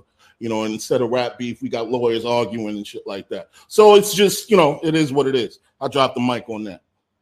Honestly, I would say that I am a little surprised. I knew he had bitch tendencies, but I didn't see him going this far, considering that he is of hip hop culture, and I feel like I guess I underestimated his level of being out of touch. Like I just felt like if you are a student of hip hop culture and black culture, you should know that something like this would relinquish all of your credibility, which would impact your legacy way more deeper, in my opinion, than what Kendrick is doing now. Like I think he's actually shitting on himself a lot by doing all of this, and it's kind of making it hard to support him. Even like shit is just crazy, and I felt like he would know this would affect his credibility even beyond what Kendrick has done to his career. But it's just like I don't know. I didn't see this coming personally because it's just like going forward. Obviously, I think his stands are always going to support him. You see how they're reacting to this whole shit, just kind of just like it never happened in Delusion, La La Land. But I And that's think, truly his only benefit, to be and that's what I'm honest. gonna say. I think outside of them, That's though, yeah. I think everybody else looks at him like, "What the fuck?" Like, it's hard to support him going forward because you are not like us. Who else was next? 4KJ. Peace, everybody. Can y'all hear me? Yeah, we can hear you. All right. First of all, thank you, everyone. The space is great. I'm kind of curious about just how we feel collectively as a culture forgiving Drake, because I've been seeing the opinion of, oh, if he make another slap, he'll be good, or he got to go back, make some music, he'll be good. But just with him moving in this way, and Kendrick kind of shifting the culture towards a more like definitive no, this is not what we're doing anymore. If Drake steps away with everything that he's done up until this point, do we think that we forgive him? I just really had a question, but thank you. 4KJ Cole. Okay. Who's gonna answer that? Cause I mean, I will say I kind of answered that in the last thing I said. Like, I feel like he's never gonna lose the support of his fans, and I think they will always drive his streams up. And they will always play the numbers game, and everything is going to be, well, these numbers and that numbers and he's greatest of all time and blah blah blah. But I feel like the culture is going to reject him, and I think we already starting to see it. He's been releasing all year after the shit with Kendrick. Like it's been a bunch of releases and they're not landing, which is unlike Drake. Like a lot of his shit, whether it's a bop or not, lands because it's Drake, and I don't see the same. Like I don't see that affecting the Drake effect is gone. And I think because of this legal shit, like I think if he would have left it alone, and just kind of just let it fizzle out within yes, a couple yes. years, I think we would have eventually like, all right, we could fuck with Drake again. It is obviously Hmm. we look at him a little differently because of the shit that was alleged, but I think we would eventually fuck with him again. But I think because of this legal shit, and you're literally the police, bro. Like I don't think black culture is gonna fuck with that. You literally the police is crazy. That's a great point, though. That really is. All right, thank you, y'all. I appreciate it. Yeah. Um, I mean, Did he jump down? 4K. Would you forgive him? That would be a question that you would need to answer too.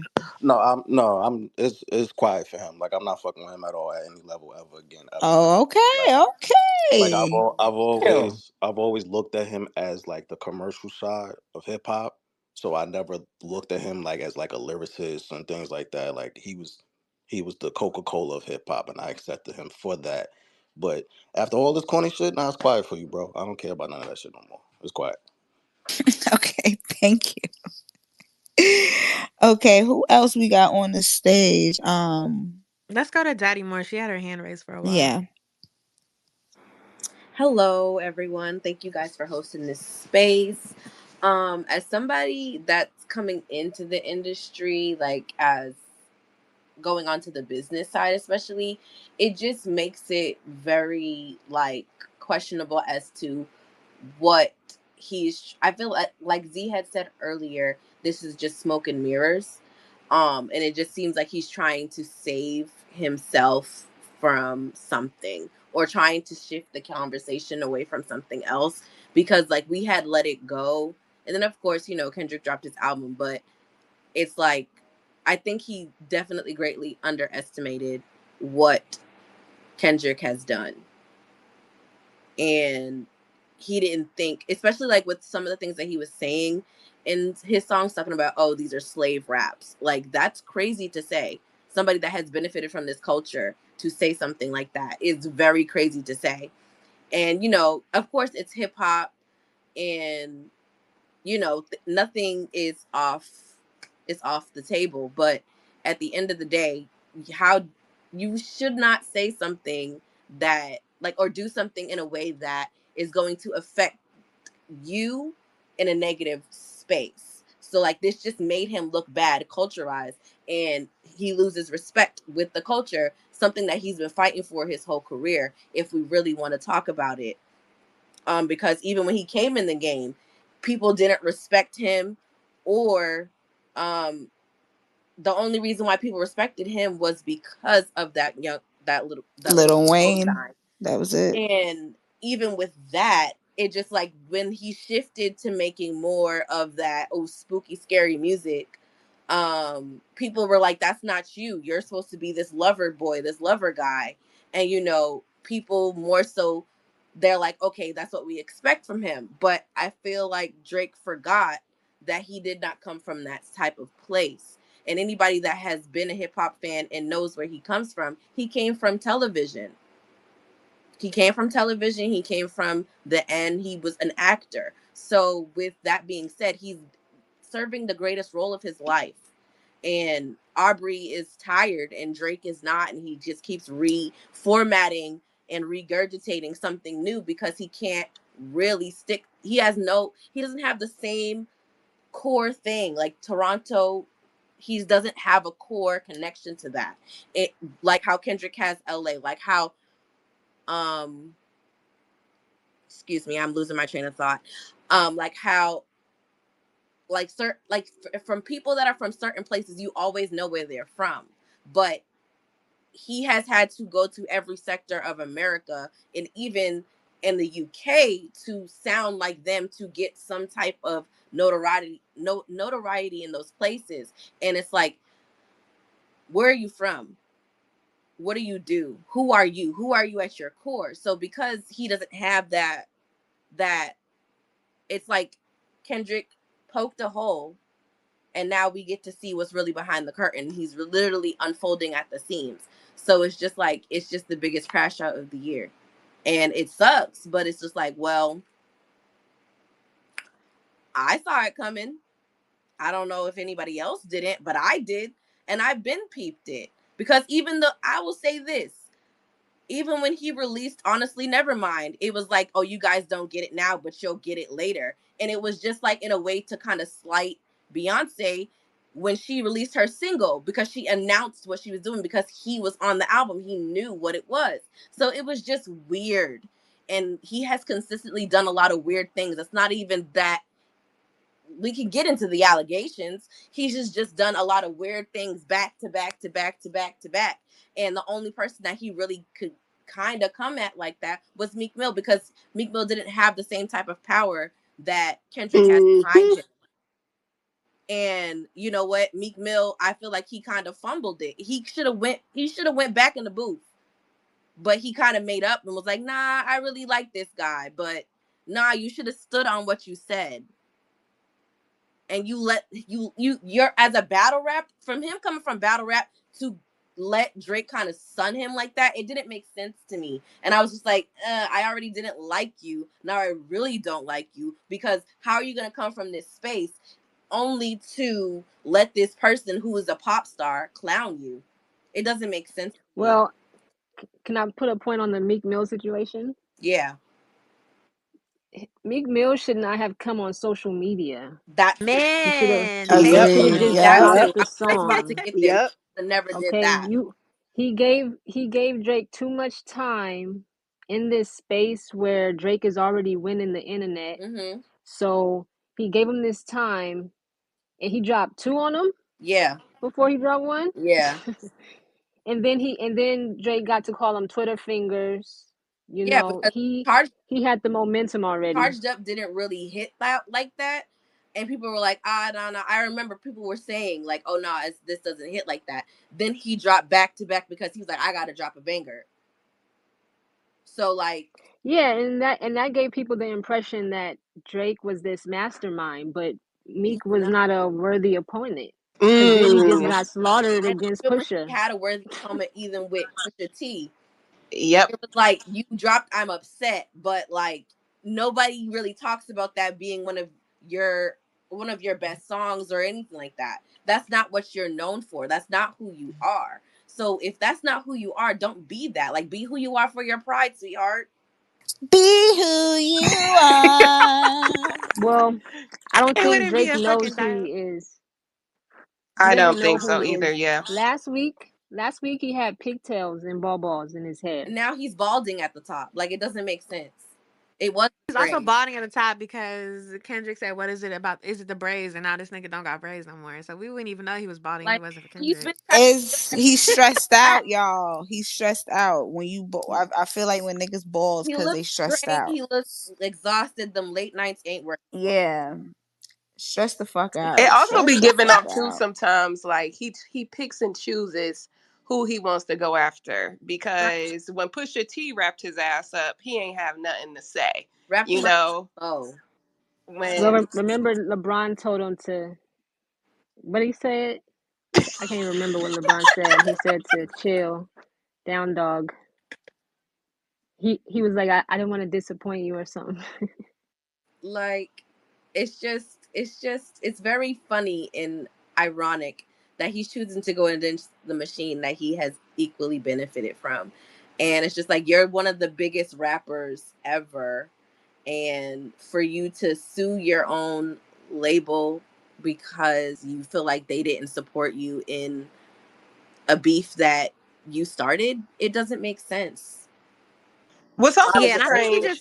I think he severely underestimated Kendrick. And I think if we being completely honest, one of y'all kind of touched on it. Like I feel like he picks and chooses his battles based off of who he think he would just be able to demolish lyrically and just eventually use his influence and impact over the culture to kind of just like sway and manipulate everyone's opinions. And I think he thought that that would work for Kendrick and underestimated that niggas be waiting for Kendrick to drop. Like when Yes. Kendrick Yes. drops, shit stops and we was waiting for this shit. So it's like for you to think that whatever you was about to do was gonna end his shit is like you're operating on your ego. And I think he's been operating his ego for a For a minute minute. now and it's really showing. And it's like even with this whole shit on that live thing he did with the white guy on Yes. Yeah, Oh he's my stream like, do God. I Thank you. like wins for look everybody. Like, what are you scary? fucking talking about? Wins for who is winning, bro? Because not you. No, that it just is tired. Like, he's tired, he's drained, he's exhausted, he needs a break. So take the break, go on vacation, spend time with your son, push him at the park, do whatever you need to do. Just, if he did not file lawsuits, he could have done all of that and took some time out, and we would have been like, all right, maybe, do something, take a break, take a break. But you're not doing that. Poor sportsmanship. Right. Poor This sportsmanship. is That's exactly really what it is. display of, you lost and you're a sore loser. But I also find it weird too, and I'm so happy you brought that up about like the comments and the raps about like slavery, because I don't think in the history of rap battles or beef or anything, and y'all get me together if I'm wrong. I think also what makes this a little bit more just strange and like Drake off his rocker is like he uses his own insecurities and he projects them, because it's like to come for like blackness in your raps is strange, and then to take that and go to a white streamer when black streamers were seeing it, whether if it's the Casanas or etc., are really like changing the narrative around celebrity and TV shows, whatever. It's like you choose to go to this white man to speak on the culture and then come for somebody like a Steve Lacy. I think it just really speaks to the core of Of his insecurities exactly, around his identity. And exactly that's what I have a problem with. right. 'Cause he didn't go to Um, his biggest supporter, which is academics. Why didn't you go there? Y'all are best. okay. So I want to get to some other people that are up here because I'm there's a gonna lot drop of people down. You guys requesting. allow. No, no, no. You guys are all saying valid things. It's just that I hate when I have to, because it's like I'll be wanting to interact with y'all, but then when it's conversations like this, everybody be wanting to speak. So it's like, damn, now we gotta moderate. Fuck. Um. No, of course, of Uh. course, of course. Yeah, I'm about to Like, move My bad, the y'all. no, no, stage no. Because around too, so we can get some other no, people I up. understand the passion, and like I wish we could literally just talk, but like it's like really mad hands written. I got ADHD, and it's like it went from 2 to 4, like mad people requested. So I just I need to do this for my own ADHD. So yeah, we're gonna move on to the next. I don't even know who was next as far. We're gonna just do Bugsy, and Okay. then Albina. The No, I would say next would oh be Right Life. She was in here for a minute. She just didn't raise her hand. oh Okay. Right Life. Yes, yes, yes, yes, That's what I'm yes. saying. We gotta be a little just So just no, Right slow Life, you down. go first because you was here first before anybody, to be honest. So Right Life, you go first, and then No, Bugsy. bet. Thank y'all. Thank y'all. Thank y'all so much for hosting this. This has been a great conversation. I'm gonna say two things, and I'm be as short as possible. Number one, this boy is going after everybody except for his direct opponent. I feel like he's liable to sue McDonald's before he goes back in the booth against Kendrick Lamar or actually sues Kendrick Lamar. Like it's like even on the songs, it was like you're going after everybody except for the person who you called out for a challenge. Number one. Number two, I saw the video earlier and it reminded me of the interview with Yasin Bey where they asked him about Drake and he called Drake Pop. And I want to say that from this day forward, I don't ever want to hear Drake's name mentioned with hip hop. He is not hip hop culture. I don't ever want to hear his name mentioned with hip hop. From day one of hip hop, you could go back to the Bronx, you go wherever you want to go. Hip hop is built on fair ones. You hold your own. You stand by what you say. You stand by what you did. You ain't got to go call no cops and file no lawsuits. Like that is the basis of the culture. And that's what makes it so exciting and entertaining and fun to engage in because it's like, all right, everybody step into the table and bring in their best. You lose, you live to fight another day. You take your L, you go home, you get over it. This is like crazy to me. Like as a hip hop fan, I can't even. It's not even. I can't even swallow it. I don't even understand it. So I don't want to hear his. He can be with the pop girlies. He can stay with the pop girlies. He will never be hip hop in my. And somebody asked, will we ever forgive him? Like I don't care. Like I don't even care. Like it's not even about forgiveness. You stay over there. You are not this. You are literally. You are not like. And that is exactly the point. I'm done. I am done with him. Done. Damn, y'all really hate this nigga. And shout out to little homie in the background. Heard him joining in. We love when the kids be joining in on the conversations. Right, he Um, was in the back like facts. yeah, he was in the back like, nah, they spitting over there. They spitting. He don't like him neither. Honestly, I did ask my 1-year-old niece yesterday who she thought won the battle, and she didn't say anything. So then I was like, okay, Kendrick or Drake, and she said Kendrick. So I'm gonna go with. I was a little fraudulent, but Wow. I um, cannot. Okay, yeah, Bugsy next. yeah. Hello, ladies. I'm not going to take up y'all time, but I'm just going to say this. This is vindication for me.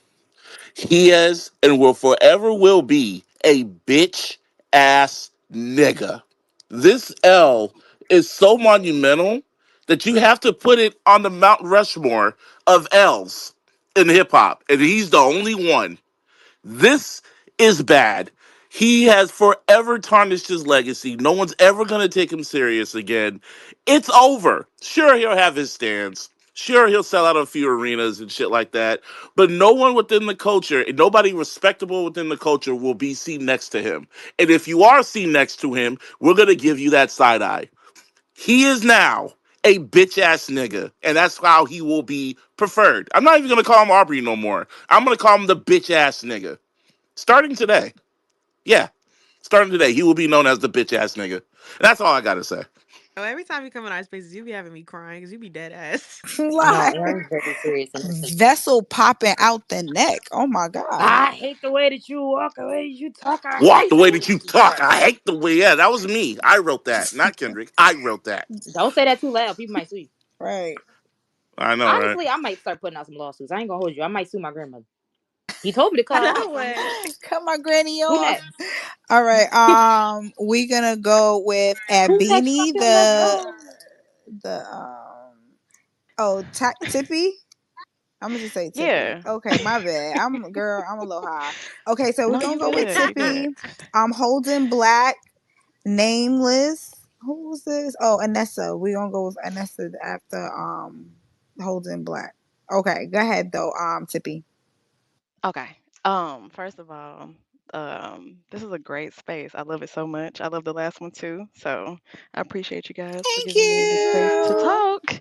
Yeah. Also, yeah, it's Tippy, a Benny. That's how you pronounce it. It's like people be butchering it, but it's just a Benny. Tippy a Um, Benny. Okay, girl. yeah. Yeah, so with Drake, I'm like an OG Drake fan, right? It started to dwindle around the time of the Meek battle. The whole like release, like I don't know if you guys remember when he dropped the songs and like the whole um Cha Cha remix situation. That whole thing is where I think there was like a decline for me when it came to favor for Drake.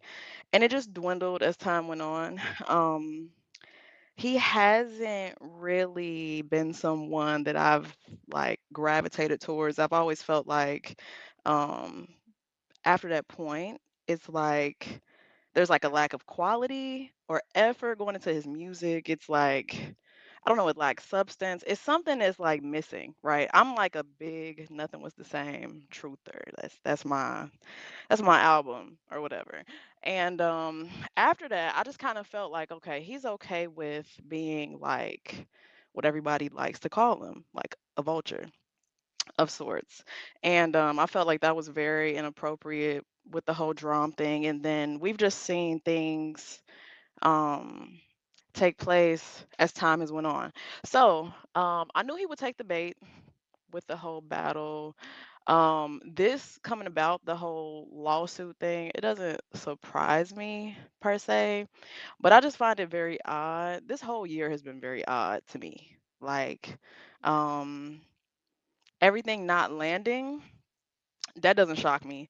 I knew, like, like, once Taylor Made was done, I'm like, oh, yeah, okay. So, yeah, this is not gonna be a good year for him.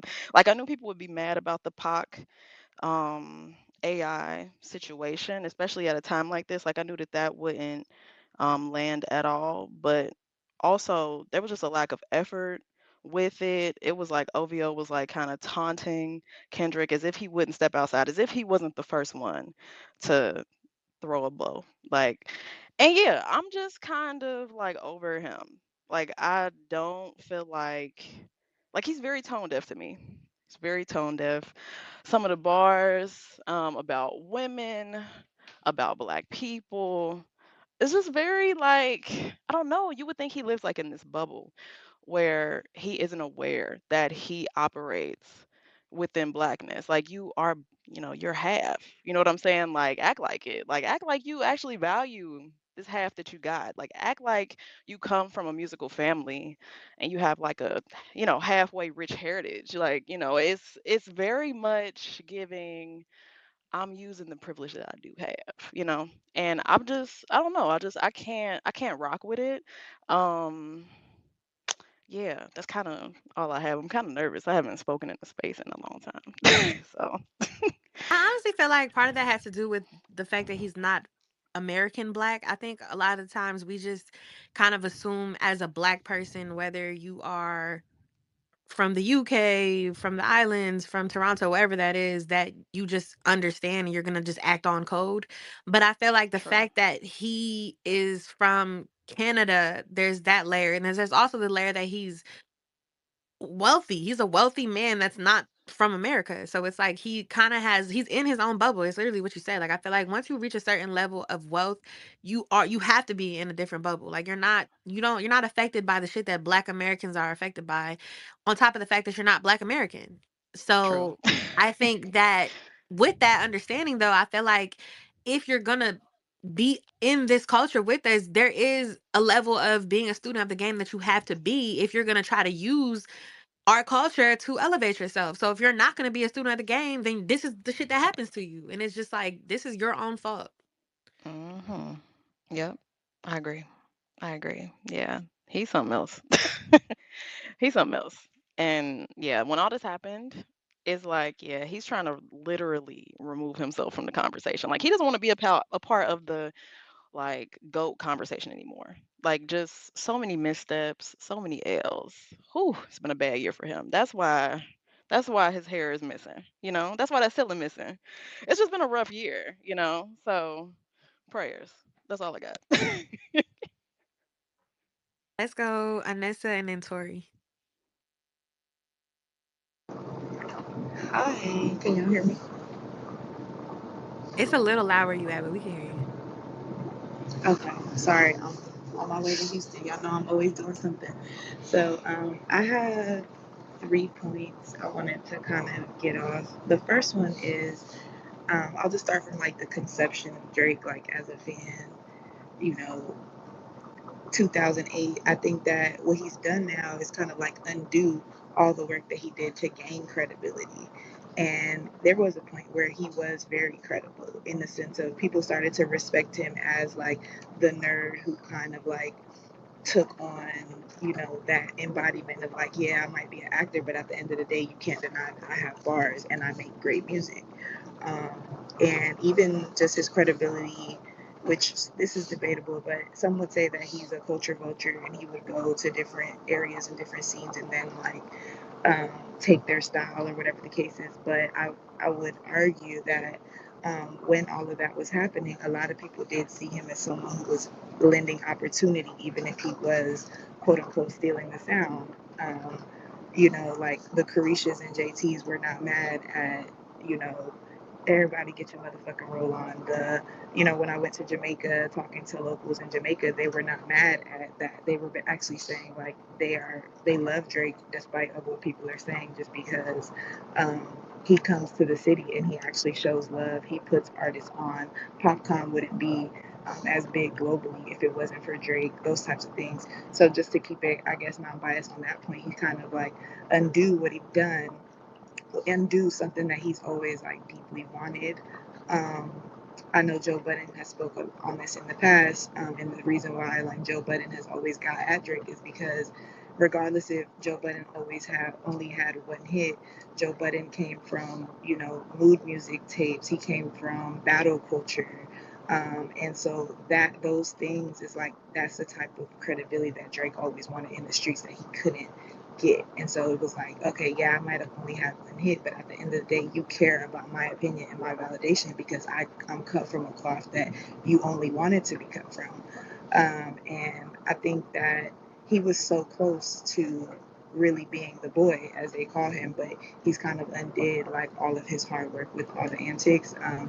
As a fan, a former fan, empath, and also someone who just likes to see my greats like side by side. I am kind of like fuck, like he cannot like, is no way that he can kind of wiggle out of this. I think that his best way would have been to kind of like Eminem that shit. Like, yeah, I'm white. Yeah, I live in a trailer park with my mom, but at the end of the day, like, I still crap, and he didn't do that. So It just kind of sucks to see like him kind of going out sad in that sense. The second point that I had to make is I think where I draw the line is he the industry is ran by Jewish people, if we're being quite honest. Drake is a Jewish man.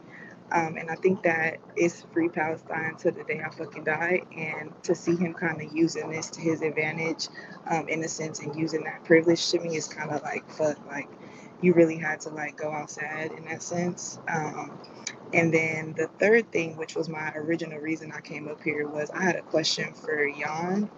Um, I know you mentioned that this does not actually help the artist, like up and coming artists, just with your knowledge and your expertise on DSPs. I actually was under the impression that it would, just in the sense of it would be like a dismantling and a restructuring of the music industry to where, everybody would get a fair chance and fair listens, etc. But I see your point now in how, if this crashes for everybody, then the new and up and coming artist doesn't get like that push that they need for people to listen to their music. My question to you is, what is the bright side of this? The same way we were talking in like Tori's Discord about like uh, about what is the bright side to this under like a Trump economy or whatever the case is for the music industry parallel. What is the bright side to this happening, and is there any benefit to this kind of like potential precedent set where things are going to change for like streaming and bots and algorithm playlists? And just for personal context, I'm a DJ.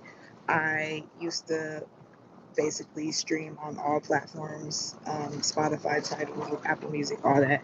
And I have recently changed to only Tidal and Apple Music because Spotify algorithm started to become to where it was like, I'm sorry, but some of the artists they was trying to put me onto, it was like either had the same sound, even if it was like different genres that I was kind of looking into, or it was just not good. And so I was like, okay, I don't need the reason why I had Spotify was because they were known for having good suggestions in the past, and I would discover new music that way. But then when that stopped kind of happening, in my opinion, I went back to the old way of digging for music, which is just like search and discover, go outside, dig for vinyl, those types of things. So yeah, my question stands to you. So I don't want to say like I have a straight answer as far as like right versus wrong, because I honestly don't know what the right side is. I just know, as somebody who champions independent artists, that is the work that I do at Pandora. Like, I work with Akeem Bryant, who heads up R&B, and he manages more of the major label mainstream acts, and then I kind of lean a lot into the independent talent, and I'm helping them build their audiences.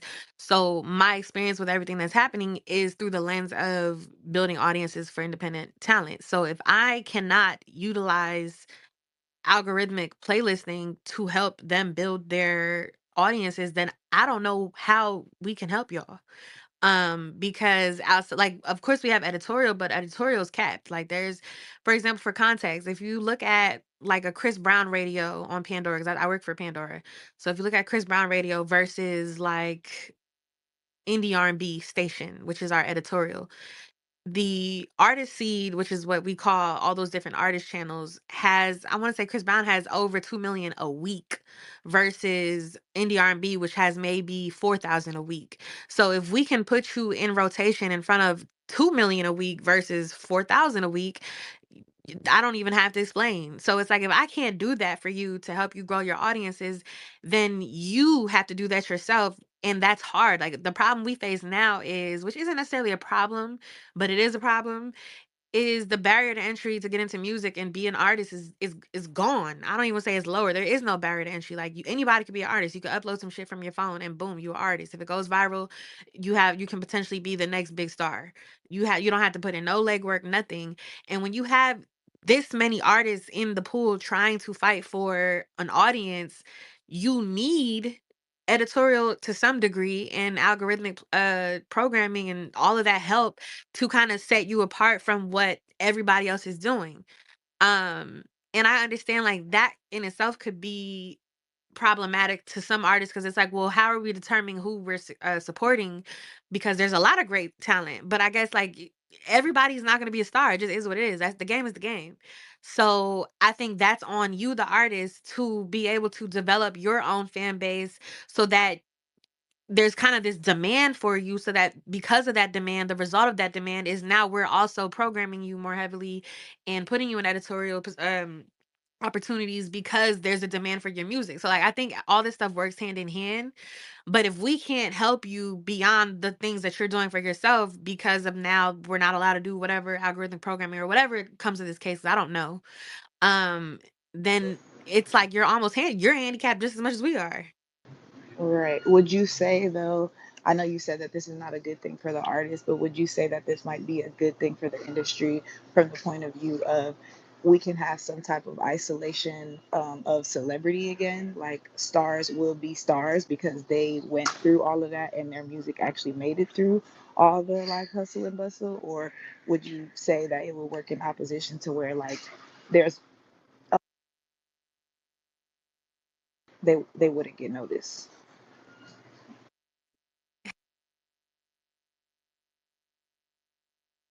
I think half your question cut out because I saw that everybody mic got muted.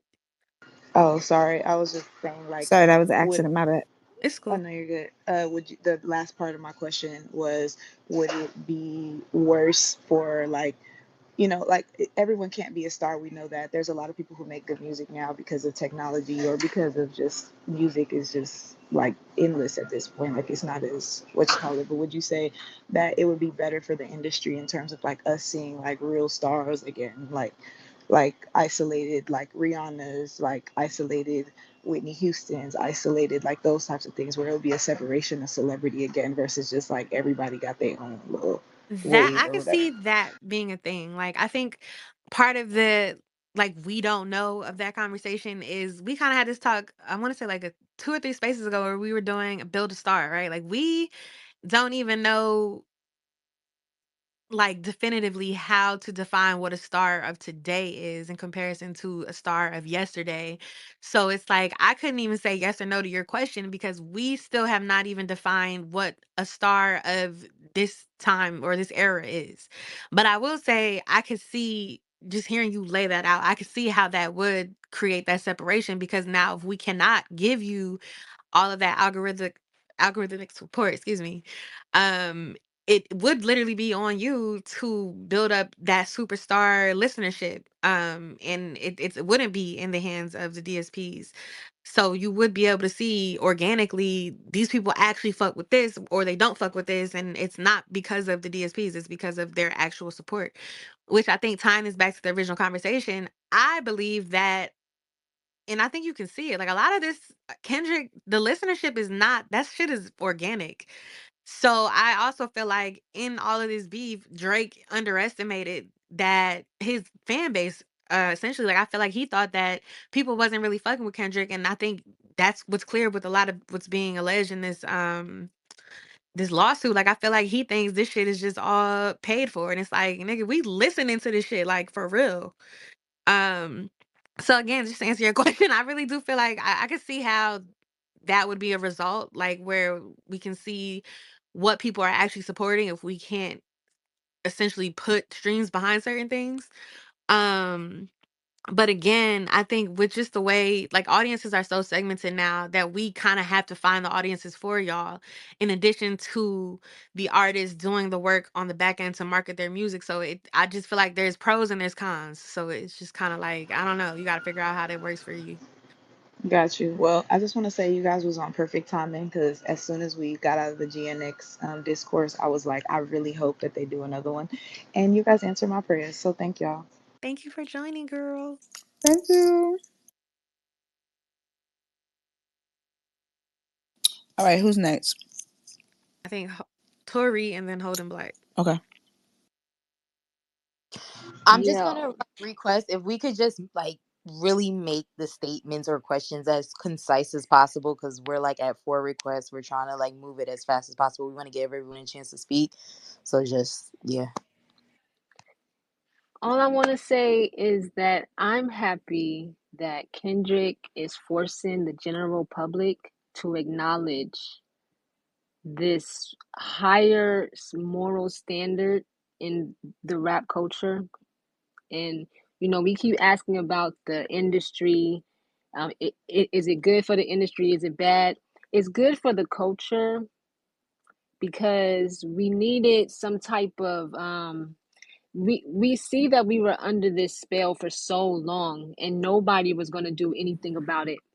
Everybody was just playing the game. Everybody just wanted the Drake feature. Everybody just going along. Everybody's okay with Drake's degeneracy and it just being the top dog. Because why? Because he's making the popcorns. He's making Future. He's making these people, and nobody is going to call out the bullshit. And it's crazy how I see people who just weren't really Kendrick fans before the beef, they're now Kendrick fans and they're going back and they're actually appreciating it. And I just hear people say like, "Oh, I didn't see this coming." Well, I saw this coming because I always saw Drake for who he was, and I think we as a community, we need to be better at recognizing who's who. We just letting anybody do whatever the fuck they want to do, and then we sitting here looking crazy when they do what they came to do. And y'all looking at me crazy when I'm calling out the bullshit for years and years, but it's okay though. It's okay because we get to the truth either way. And I just love the fact that on a mainstream level, like I said, Meek Mill wasn't the one. And Pusha, he wasn't the one either because he didn't have enough star power. Kendrick stayed down 10 toes and he did what he had to do. And this is a perfect display of how we have to behead all of these snakes that's literally ruining this culture that we say we love so much, and we just let anything like Drake headshot for the year. He did it to himself. I never have to make up nothing. All I have to do is just point out all the facts of what Drake is doing, and now everybody see. And amen for that.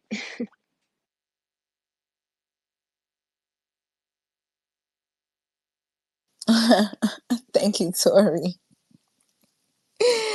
Headshot pun your head top. Okay, Grand Kai? Holden Black and Oh, then Grant Holden Five. My Black. bad. I'm so sorry, Holden. And then Grand Kai. Nah, you good.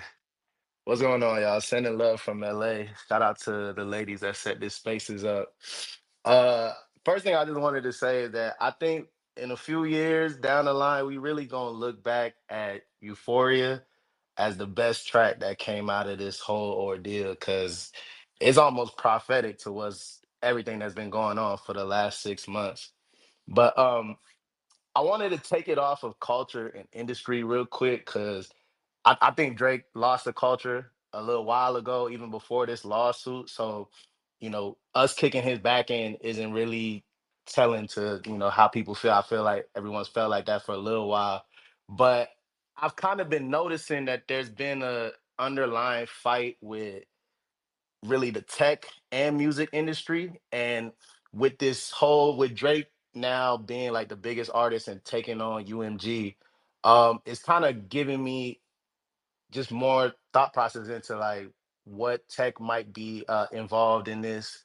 I know Drake still has his connection to Larry Jackson at Gamma, and Gamma's been running around saying that they're a tech company. um During the beef there was this whole thing of artists posting directly to Instagram, and Meta, they've been promoting that they're very big on music right now. UMG had their whole fight with TikTok, and then with now Drake bringing up Spotify in this Universal lawsuit, it's just making me wonder. And I wanted to ask from anybody that's directly in the industry, like whether you guys think there's a larger deal for market, a larger fight for market space between the tech and the labels, and maybe Drake now being a part of that, with whatever he got going on at Gamma, and then him trying to take on Universal. Do you guys think that there's like a tech thing going on? I seen J. Cole's directly going to consumer through the websites. And it seems like even the bigger artists are now slowly getting away from trying to use the label outside of distribution. So yeah, if anybody has more thoughts on that, I'd love to hear that.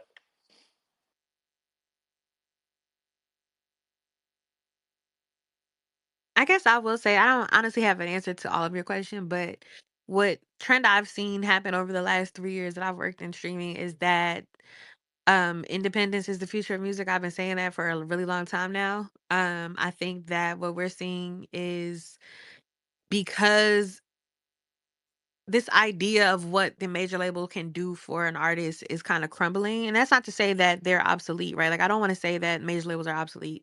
There's a lot that they can do for artists, but you have to be at a certain point in your career for that to make sense. Otherwise, it kind of doesn't do anything for you, frankly. Being signed to a label, I'm talking about. But I will say, I think because there's not much that a lot of these labels are doing for the artists at their emerging points of their career. And then I think once you get to like a Chris Brown level or Usher level, because he's independent now too, by the way, you're so big that you don't necessarily need the major label. So it's like, why not go through something independent and kind of keep more of your money? So I feel like it's more so just like a lot of these institutions, they're fighting for, to your point, I think it is a bit of market share because everything is kind of transitioning to independence now.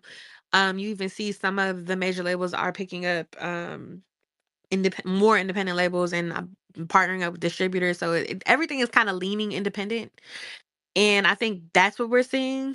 Um I don't know if that answers your question, but that's I don't have the full answer to what it is that you're asking, but that's the trend that I'm seeing as someone working in the DSP mix. A lot of people are transitioning over to being independent because they feel like, why am I allowing the major label system to take so much of my money when you're not doing anything for me? A lot of these artists would rather build their own leverage. No, no, I definitely see what you're saying. I think it's interesting to me because I know for years Joe Budden has been talking about like an artist union, a music union, and with everything that was going on with like the film industry and the strikes that they were having.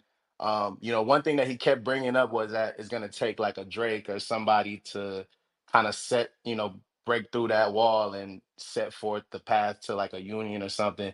And so with this lawsuit, I know people are seeing it as lame as it is, but I'm wondering if like whether it's still gonna be that catalyst for something that might push for more independence. Because if somebody like Drake just decides that, hey, I'm just gonna stick with Larry Jackson and Gamma, and we'll do whatever we're doing with our tech and music, that could be the catalyst that sets forward to more artists deciding that they could just be independent.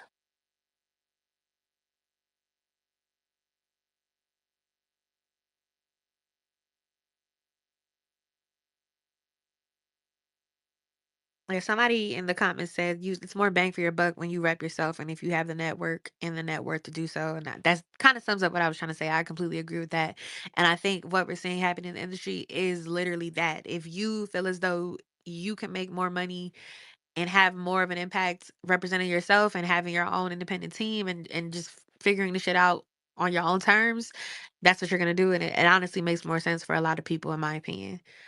Yeah, I But let's agree. get into let's get into some other hands. I know Grant Kai's been having his hand up for a minute, and then we can go to John Malera. What's up? What's up, y'all? First, I do want to say, it's dope that it's all women hosting this. It's dope, and I do want to say I feel like women have the best taste when it comes to music. So I do feel like more women should be in music spaces. But moving on from that, what Holden was saying, I definitely agree. As far as I think it could move, shift the needle as far as independence.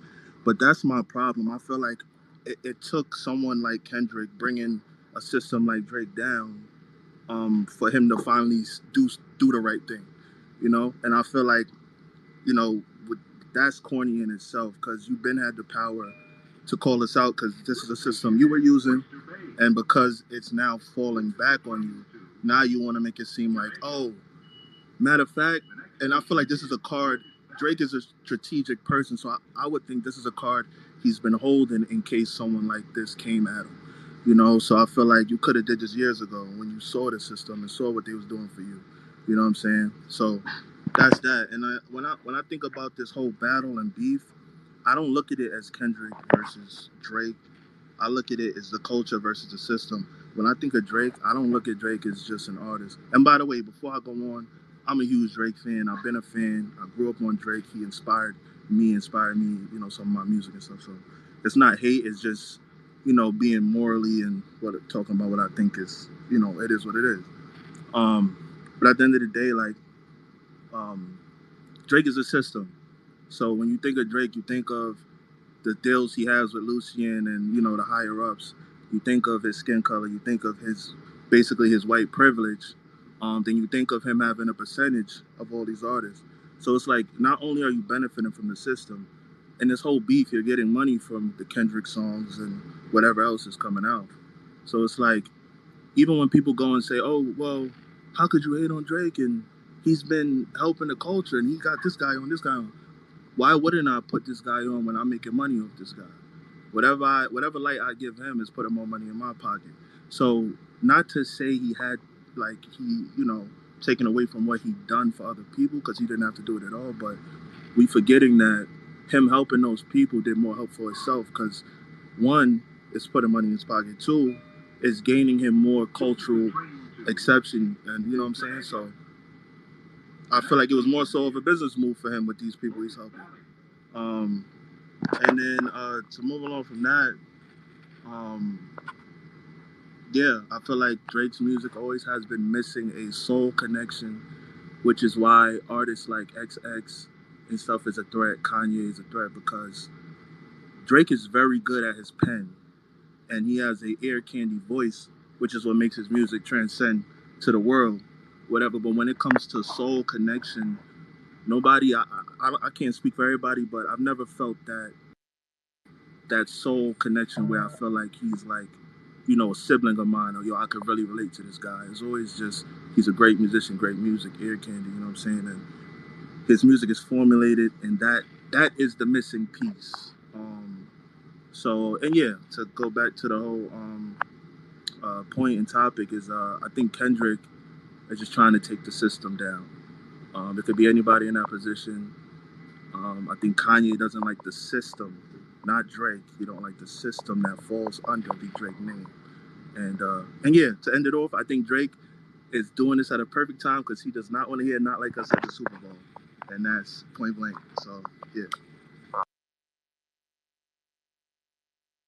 Thank you so much. Okay, so we're gonna move on to John and then Rose God and then Hines. Thank you so much. I appreciate it. I thought those were insightful comments. Holden, I had kind of a similar question to him. And also, I thought the Grand had some insightful contributions as well. But my question is kind of in response to Grand. Don't you think that in some ways, you guys are talking about how Kendrick is trying to take down the system, and Drake is kind of a symbol of the system. But I'm curious, like, how you feel about the dynamics of UMG. Like, how do you feel about UMG? And I guess this is a question to the panelists mostly. Do you think that they appropriate Black culture as well? And hypothetically, yeah, how would you feel if like UMG did artificially promote Kendrick? And it's like UMG is one of these big, massive corporate monopolies, obviously with boards of directors that have no connection to the community. And in some ways, isn't Kendrick kind of part of the system himself? So I guess I just wanted to kind of push back and open that discussion a little bit, and maybe like participate in a bit of a critical examination of this. So I don't know if the host or Grand wants to respond, but thank you for the question. Um, so basically, you want to know like if we feel like Kendrick is also part of the system. Yeah, I want to know if you feel like Kendrick is also part of the system because of his participation, right, with Interscope, which is a subsidiary of UMG, and like hypothetically, Drake's alleging in this lawsuit, right, that UMG artificially promoted Kendrick's songs, and is it possible that UMG is also really attempting to kind of appropriate and direct Black culture itself through Kendrick? Well, here's what I will say. To your first point about do I think Kendrick is a part of the system, I think something, and I'm going to hold everyone's hand as I'm saying this, everyone's part of the system. So, yes, Kendrick is a part of the system. He may not be as locked in as a Drake is, or maybe as fucked up as a Drake is. Um, but all of them are a part of the system. If you're doing any type of business with a label, any type of major, you're part of. If you are interacting with, if you're an executive, if you are part of the system. Um, with that being said, do I feel like Universal is using like Kendrick's blackness or just more so what he stands for?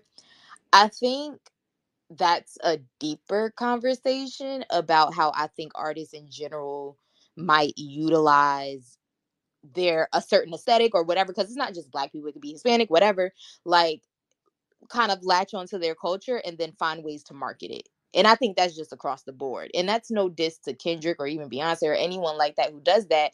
Because as an artist, that's what you're supposed to do. Tap into your cultural currency and, make art out of it. Like, so I'm never mad at that, right? But the part about it is we know that the art that they're making is also very marketable. It generates a lot of money, especially as we saw, especially post the Black Lives Matter movement, just how marketable Black lives are financially, but not how much they're actually cared for or respected in reality. So that's an unfortunate thing that, like, when we have these conversations, that has to be like brought up. I think Kendrick is aware that there's a marketing side to all of this, which is why I think he does things a certain kind of way so it doesn't come off that way. Like, I know what I really appreciate about the video he just dropped for Squabble Up was how the references didn't feel forced down your throat. The references didn't feel like, oh, I'm trying to beat this in your head of like, I'm black, then I'm black, y'all. Like, it was like, no, either you get it or you don't. It wasn't no explanation. You see it, you get it. That's what it is, which I appreciate from Kendrick, because regardless, because of the type of artist he is, he just generates that type of response from people. But I appreciate that it doesn't feel forced from him and Dave Free, which I think is very cognitive on their behalf, because they actually are students of Black media and Black art, um as opposed to others who might utilize it in ways that is just for their own, yeah, I mean, guess for their own success, right? Like, we can talk about Drake, and everyone else has mentioned how he's gone to different cultures and adapted to different things, which isn't necessarily bad. I mean, other artists have done it as well. I just think there's a level of authenticity that has to come with it, and the authenticity just isn't selling anymore because everyone realizes it's not authentic. It's like when you go to Oz and you finally realize there's a man behind the wizard. It's like, oh, it was you the whole time. I think that's kind of what this is. But yeah.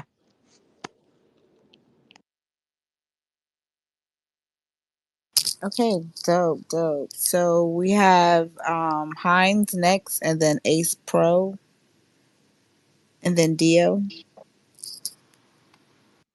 Hello, everyone. I just want to say that I appreciate everyone's insights, and I kind of want to put this question out there because I find it very strange, looking back on the Pusha T beef with Drake. I think we all remember when Jazz Prince went and done the interview and said that he had to call the end over it because he was going to get into a territory that he didn't. I may be butchering what he said, but he said something along those lines. Now I find it interesting that no one is coming into Drake's defense in this, apart from his fans, of course. But I find it kind of weird that no one, not even Jazz Prince, is touching this. Does anyone know why that might be the case, or can anyone speculate? I Wait, you I said just who want to didn't put it come out to there. his Wait, you said who didn't come to his defense? Prince? Jazz Prince, yeah. You know, Oh, you know, Jazz Prince. Ooh, I was about to say Prince, child. He gone. Uh, about no, to say no, no. Prince. I mean, not put a hip hop that every day like that, but I'm not that um, stupid. no, no, no, no, no, no, no, no, no, no. It's been a long day. I really got bad hearing. Nah, you're good. You're Um, good. well, I know Jazz Prince had some business issues with Birdman, because I remember a couple years ago, Jazz basically had to like sue Birdman for some money that he was owed for kind of like his finder's fee, or however they had negotiated that. Um, to be honest with you, like, I have two theories on why I think nobody came to Drake's defense. I think the first theory is that the people around him really thought that he was going to take a win. Like even people like Chubbs and everyone that hangs around him were really talking cash shit in the beginning. So I think the people that were writing for him really thought that he would win, and the people that didn't know how it was going to go tried to remain neutral, i.e., Snoop Dogg. Um, but I think the other reason why nobody spoke up for him is because after a while you can only burn but so many bridges. So it's like, I mean, if everybody not fucking with you, who the fuck's supposed to come out and say anything? And the thing about the industry is everybody's so quiet about shit. You won't know something until somebody else tell you. And it's like, wait, what? I didn't even know about that. So it's like, people talk in the industry. It might be low, but they talk. So word gets around, and I'm sure, Drake knows that. He doesn't seem like someone who's, well, I don't even know at this point if he seems like someone who's aware, but um things do get around. And so it's just like you can also look around your circle and see, okay, well, do I have any people in my industry that are actually my allies that aren't my friends or who aren't benefiting from what I'm doing? If you don't, then that might be a bit of an issue. So I think those are the two reasons why ain't nobody come to his defense. I think people just was like, hey, I heard about you. Or it was just like the people around him were like, nah, you might get this. And then he didn't. Can I pose All a right. question to all of y'all? Just kind of stem from this. How do y'all feel about the OG rappers or even just like executives, people within the hip hop community who are playing the fence? Like, how do you feel about that personally? That's a great question. I mean, with Snoop, I ain't gonna hold you. I was also a little disappointed when I saw him kind of play the fence at first. Cause I was just like, damn, I would have expected you. West Coast rappers and just the culture, they stick with each other for the most part. Don't get me wrong, they do have their issues. But like when it comes time for war, they gonna stick with their people, for the most part. So I was expecting Snoop, especially because he was on stage when Kendrick got essentially quote unquote passed the torch. Like I was expecting him to be like rallying. So for him to like kind of play it like funny or neutral, I was like, oh, that's a little weird. And then when like once like Euphoria came out and I started to see how quiet people were getting, because I remember at first it was like you had even A-listers like Uma Thurman coming out like, oh, Drake, you want to borrow my Kill Bill outfit? Like everybody was kind of getting their jokes off. But when that Euphoria dropped, it got real spooky and niggas got real quiet. So I think by that point, everybody was kind of sitting back like, oh shit, let me shut the fuck up. Because Drake has dominated even in times where it may seem have like he's lost, i.e. like Pusha, like he still dominated. He still walked away on top. So it's like a lot of people kind of thought he was Teflon. It's almost like John Gotti. Like people think you Teflon until you're not. So, which is a funny comparison, being that he thinks he is a mobster. But yeah, like I think people kind of just thought like, oh no, he'll get through this. And then when he dropped that motherfucker Euphoria, and then that Meet the Grams, it was like, oh, this nigga ain't nothing playing around. Oh, he a real shooter. Okay, let me mind my business. So yeah, I mean, I do think it was weird, but I think it's even weirder that like once Kendrick did what he did and he really pushed that shit to the forefront. Like if you take it there, I'm taking it further, and he really took it further, and everybody just got quiet except for Hov and Nas, and now Busta Rhymes, because Busta Rhymes did give him his flowers on Instagram. I'm just like, oh, that's real interesting. Like y'all should, because I think also too, people don't want to admit when it's like, damn, there really is a king up. Like it really is like a new king up. Oh, okay, bet. I think people always knew Kendrick was a problem, but I do think in the industry there might have been a few people who weren't quite ready to give Kendrick that. Yeah, you got that nigga. Like, Yeah. I was gonna say I agree, and I love this question so much, because you made me realize that when I did see some of the reactions from the OGs, I was a little shocked, and it made me appreciate Hove a little bit more. Some of y'all know I am a Hove stan. It just is what it is, because he moves in silence, and it made me even think back to when like when Kendrick was first coming up, when like Hove gave him the verse on like "Bitch Don't Kill My Vibe." Like I remember that being a moment, and even this whole Super Bowl thing, I feel like it's another way of Hove being like here, without really showing his hand. The same I feel like he do for Megan, but I was a little shocked because I remember seeing, I don't know if it was like Questlove or Ninth Wonder, but I remember seeing some OGs feeling like this that was was like too much. Questlove ass talking about some. I don't want to see nobody get Yeah, that shot. was very Yes, that crazy. was. Thank you, sis. Thank you. Thank you. That was Questlove. Like, I think I seen him say, like this was kind of like beneath Kendrick. And then I remember like Cameron and Mace saying something crazy. And I was just like, wait a minute, what happened to the game I love? Like, even the OGs don't even know how they want to come across this. And I think again, Kia, to your point, is because of the way Drake has like positioned himself. Like, you don't know if you want to burn the bridge with him or be on the bridge that he's like that's like burning. So I feel like because he is in this quote unquote, and again, we know Drake is not Michael Jackson, but I do feel like when I think about sometimes when Michael Jackson did get to that peak of like stardom and pandemonium, he went into his own bubble. I really feel like Drake be in his own bubble where it actually like does not help him at all because he isn't even able to really see, feel, touch what's really going on. I hope that answered the question. My bad. Absolutely. Thank y'all for that. I guess we can get into these last two hands. Ace Pro and then Dio. Yeah, I just wanted to hop on here and just kind of like speak to just two things, I guess mainly. One of them is could be slightly long-winded, but I'm gonna try to summarize this short as possible. Be short-winded. Trust me, I'm gonna try. And and I'm not. Fuck it, I'm gonna just skip past that. Either or, I just think right now we're in a very interesting space. Obviously, with the things that are just kind of coming out, from Drake's side or whatever the case may be. But I think just looking online, just seeing how people are reacting immediately to what's been coming forth, it reminds me of exactly what happened to everybody's discourse when J Cole was like, yeah, I'm good on that beef shit or whatever the case may be, whatever you want to call it, and then everybody's just saying, yeah, he's out of the big three and all this stuff. I think people kind of reacting a little too fast and a little too harsh to things that don't necessarily equate to what is best for the culture, I think, or best for like hip hop in general. I think where Drake, Kendrick, and Cole is concerned, as far as like some of the best lyricists and MCs of our time, is still going to be remain that thing. And whether you want to start throwing ghostwriting and all that shit, I know several of the guys that work with all these artists.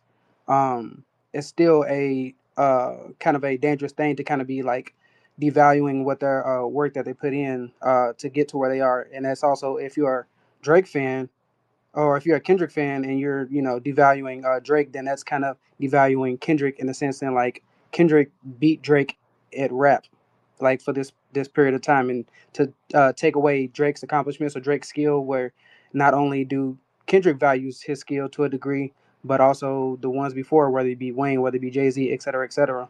I think that's kind of a point where we kind of get dangerous, where we start saying like, yeah, Drake ain't this no more, he ain't hip hop no more, whatever the case may be, or vice versa. If Cole ain't this no more, like, no, these guys have actually earned their spot to get to the level they are now. Another thing that I think Anissa said earlier, where it's like Drake has had this pop fame and had this celebrity like glamour and glow for so long, but he's yearned for some of the things that Cole and Kendrick have reserved a spot for and a amount of respect for, is in that MC space or that battle rap space or that just true pure hip hop culture space that Drake wants. And I know this for a fact that that's something that he longs for, that he just can't really grasp because the powers that may be. Um, but I think we're trending in the right direction to get to where hip hop is going to be still hip hop, but like the rappers are going to reign supreme. That's something that Tyler's speaking on, where he puts in so much work where you can't have a little white kid that's cosplaying and be valued as the same as he's putting in. And it goes up and down the ladder. I think Doechii is another one. She's so talented and is good at rapping, and you don't get to appreciate the level of rapping that some of these artists are putting up into without seeing the ones at the top of the game putting up for it. Okay, that's my whole little spiel on that. Just kind of keeping rap in a sacred space. But the other thing was the the independence thing that I think Jans you spoke about. I think it's I'd be curious to know like exactly how much it would cost or how much it would take to operate in Drake's or any like of these big superstars camps to like operate independently, because labels are notoriously resourceful. They have amples amount of resources that it takes to not only create have market share, but also just kind of have their hands in every pot, to where like if Drake needs something, then it's like, all right, well, we'll give us the product, and we'll send it over to our marketing team, we'll send it over to our distribution team, and the distribution team will be talking to Yans or whoever, etc., to like, this song's coming out, we need it on a playlist, etc., etc. Like, if you was to remove the labels for all their resources and their staff and XYZ, then these artists, whether it be Taylor Swift, Kendrick, J. Cole, Drake, they're going to be now responsible for hiring people out to do such things, and reaching out to these platforms directly to get their product shared. And granted, you can obviously have your own website and things like that, but you got to kind of meet people where they are. That's why some of the artists that live on Bandcamp, it's like, yeah, we don't know what your music is or what your music is, because the majority of the world is not using Bandcamp. They're using Apple Music and Spotify, and et cetera, et cetera. So I just I always think it's kind of it's a fine line to not be a fine line, just something very I'm curious about, is like what it would take to actually um go independent. And I don't necessarily think that's something that Drake is wanting to do, because he doesn't necessarily do some of those things for his own artists. Um, and that's not even just Party, just some of even his past artists. But I just think that's something interesting, and I think kind of fans kind of need to pump their brakes before they start, making wild accusations. But it's fun though. I actually think you bring up a good point, and I y'all are gonna have to excuse me as I kind of wrap my mind around how to verbalize this. But I think with the industry crumbling and transitioning over to independence, and then you're posing this question of like, what does this look like as far as like for the artists at that level? Like, what is the cost for them to transition to being independent, considering all the different just like avenues of, I guess, marketing and revenue or whatever that they would have to now do themselves. I think what we're gonna see is it's not necessarily. I think what's gonna be interesting is what's not necessarily. We're not looking at what it costs, but more so the credentials of the people who are around you. And I think we're gonna see this shift towards people who are really of the culture.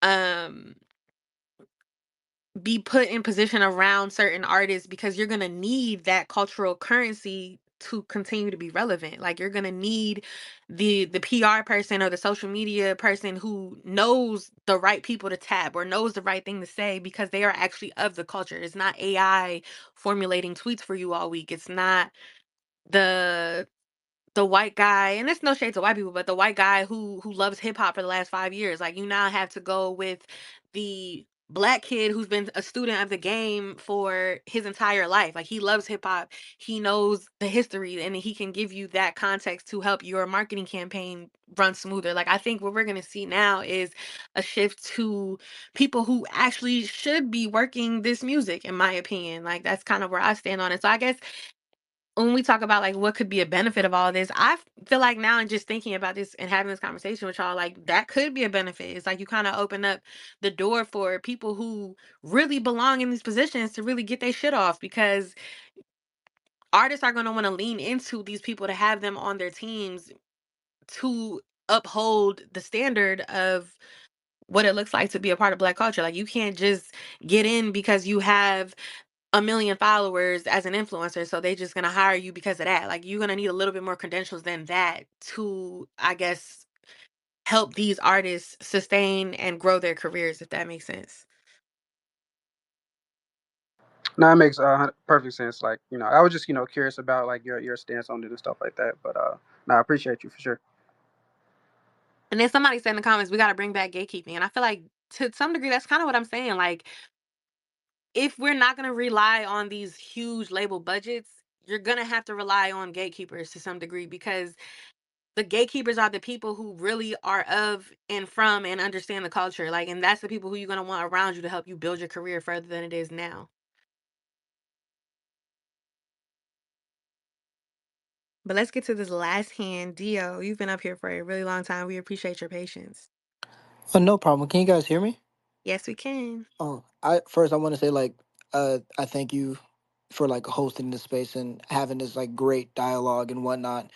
So I guess my thing is like a question within a statement. As like an upcoming artist, I was born in the 2000s, so I never saw the Tupac versus Biggie. I never saw the Jay-Z for the versus Nas. Like I grew up on the 10-year Cold War between Drake and Kendrick, and I loved like every minute of it. Like to the point where I put both of them as like one of my biggest inspirations, or both of my biggest inspirations as artists. So like when the battle finally came, I loved every minute of it, from like that to the push-ups to even unpopular opinion when he pulled the whole like the AI Tupac Snoop Dogg voice thing. Like on a moral objective is like that's kind of iffy, but like on a straight beef standpoint, I was like, wow, like to evolve with the times and to evolve with the internet and to evolve with the technology at hand to get at that other person, like this was, at least to me, I was like, this is the closest I'm going to get to the Tupac versus Biggie, Jay-Z versus Nas. And then of course he pulls the lame shit of like doing the suits and all that. But one thing that struck me as odd and like made me start to think as just like an upcoming artist going trying to break into this music industry, wanting both that like big titan status of Drake, but also being true to the culture like Kendrick. I guess my question is, how does a young black artist such as myself navigate now where it's like, okay, the culture is on full display, but even within the culture, I see the OGs not back up the culture. I see them play offense. I see the on one front why I can definitely appreciate the angle that Drake took. I can see the disrespect to like of Tupac's legacy and Tupac's voice, and even going as far as to like, okay, once the squabble up is done, you took the L instead of running home, or instead of like taking that, going off for a year, coming back, dropping an album, you take it to the suits, and then also seeing the oversaturation of like, and no offense to any like white person in here, but like the oversaturation of white boys just coming in and just starting to rap, taking like trap sounds and not even knowing trap music by Ti, or like you see like white UK artists doing a crip walk and like dancing, but not understanding like the West Coast culture of that, not knowing "Made Niggas" by Tupac. All they know is like one song off of Ambitions of a Writer. Like how does an artist such as myself now navigate in the space while holding the culture dear, but at the same time trying to balance like keeping that respectful element of said culture? If I'm seeing like the OGs such as Wayne, such as Snoop, such as 50, such as Funk Flex, such as all these other people who put into the culture seem to like go hush when it came to it until we saw Kendrick decapitate the Titan. Okay, I'm gonna just be real with you. If you looking for the OGs to give you some type of pat on the back or tap on the head, mm-mm. It only work when it benefits them. So don't go waiting or looking for that. That's the first thing. The second thing is, what made Kendrick was that he always stayed true to who the fuck he was. Now, granted, if you get in the industry, unfortunately, you're gonna have to learn the industry, and there might be some times where you got to be the bad guy.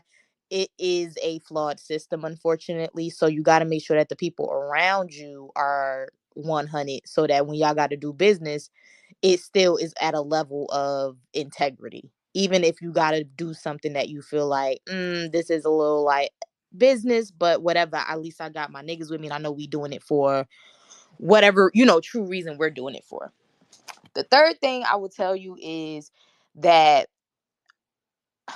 all good things don't last. So like if you ever examine music, whether that's hip hop, whether that's R&B, whether that's pop, whatever, anything that's trendy, anything that's like, and that's not to say that it's bad, because you need the trends. The trends help define the generation, right?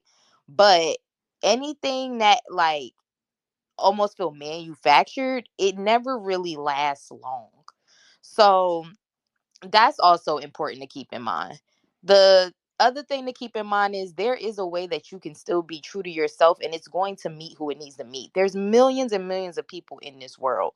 So if you just care about your art, what you're doing, making sure that the people around you that are working with you are also on the same playing field as you when it comes to business, when it comes to, being unwilling to, compromise on your creativity, on your vision, on what that goal is, being willing to even cut off your grandmama if you need to, then you around the right people where y'all can stick to what that plan is. Like, I think the worst thing you could do is be a fraud across the board.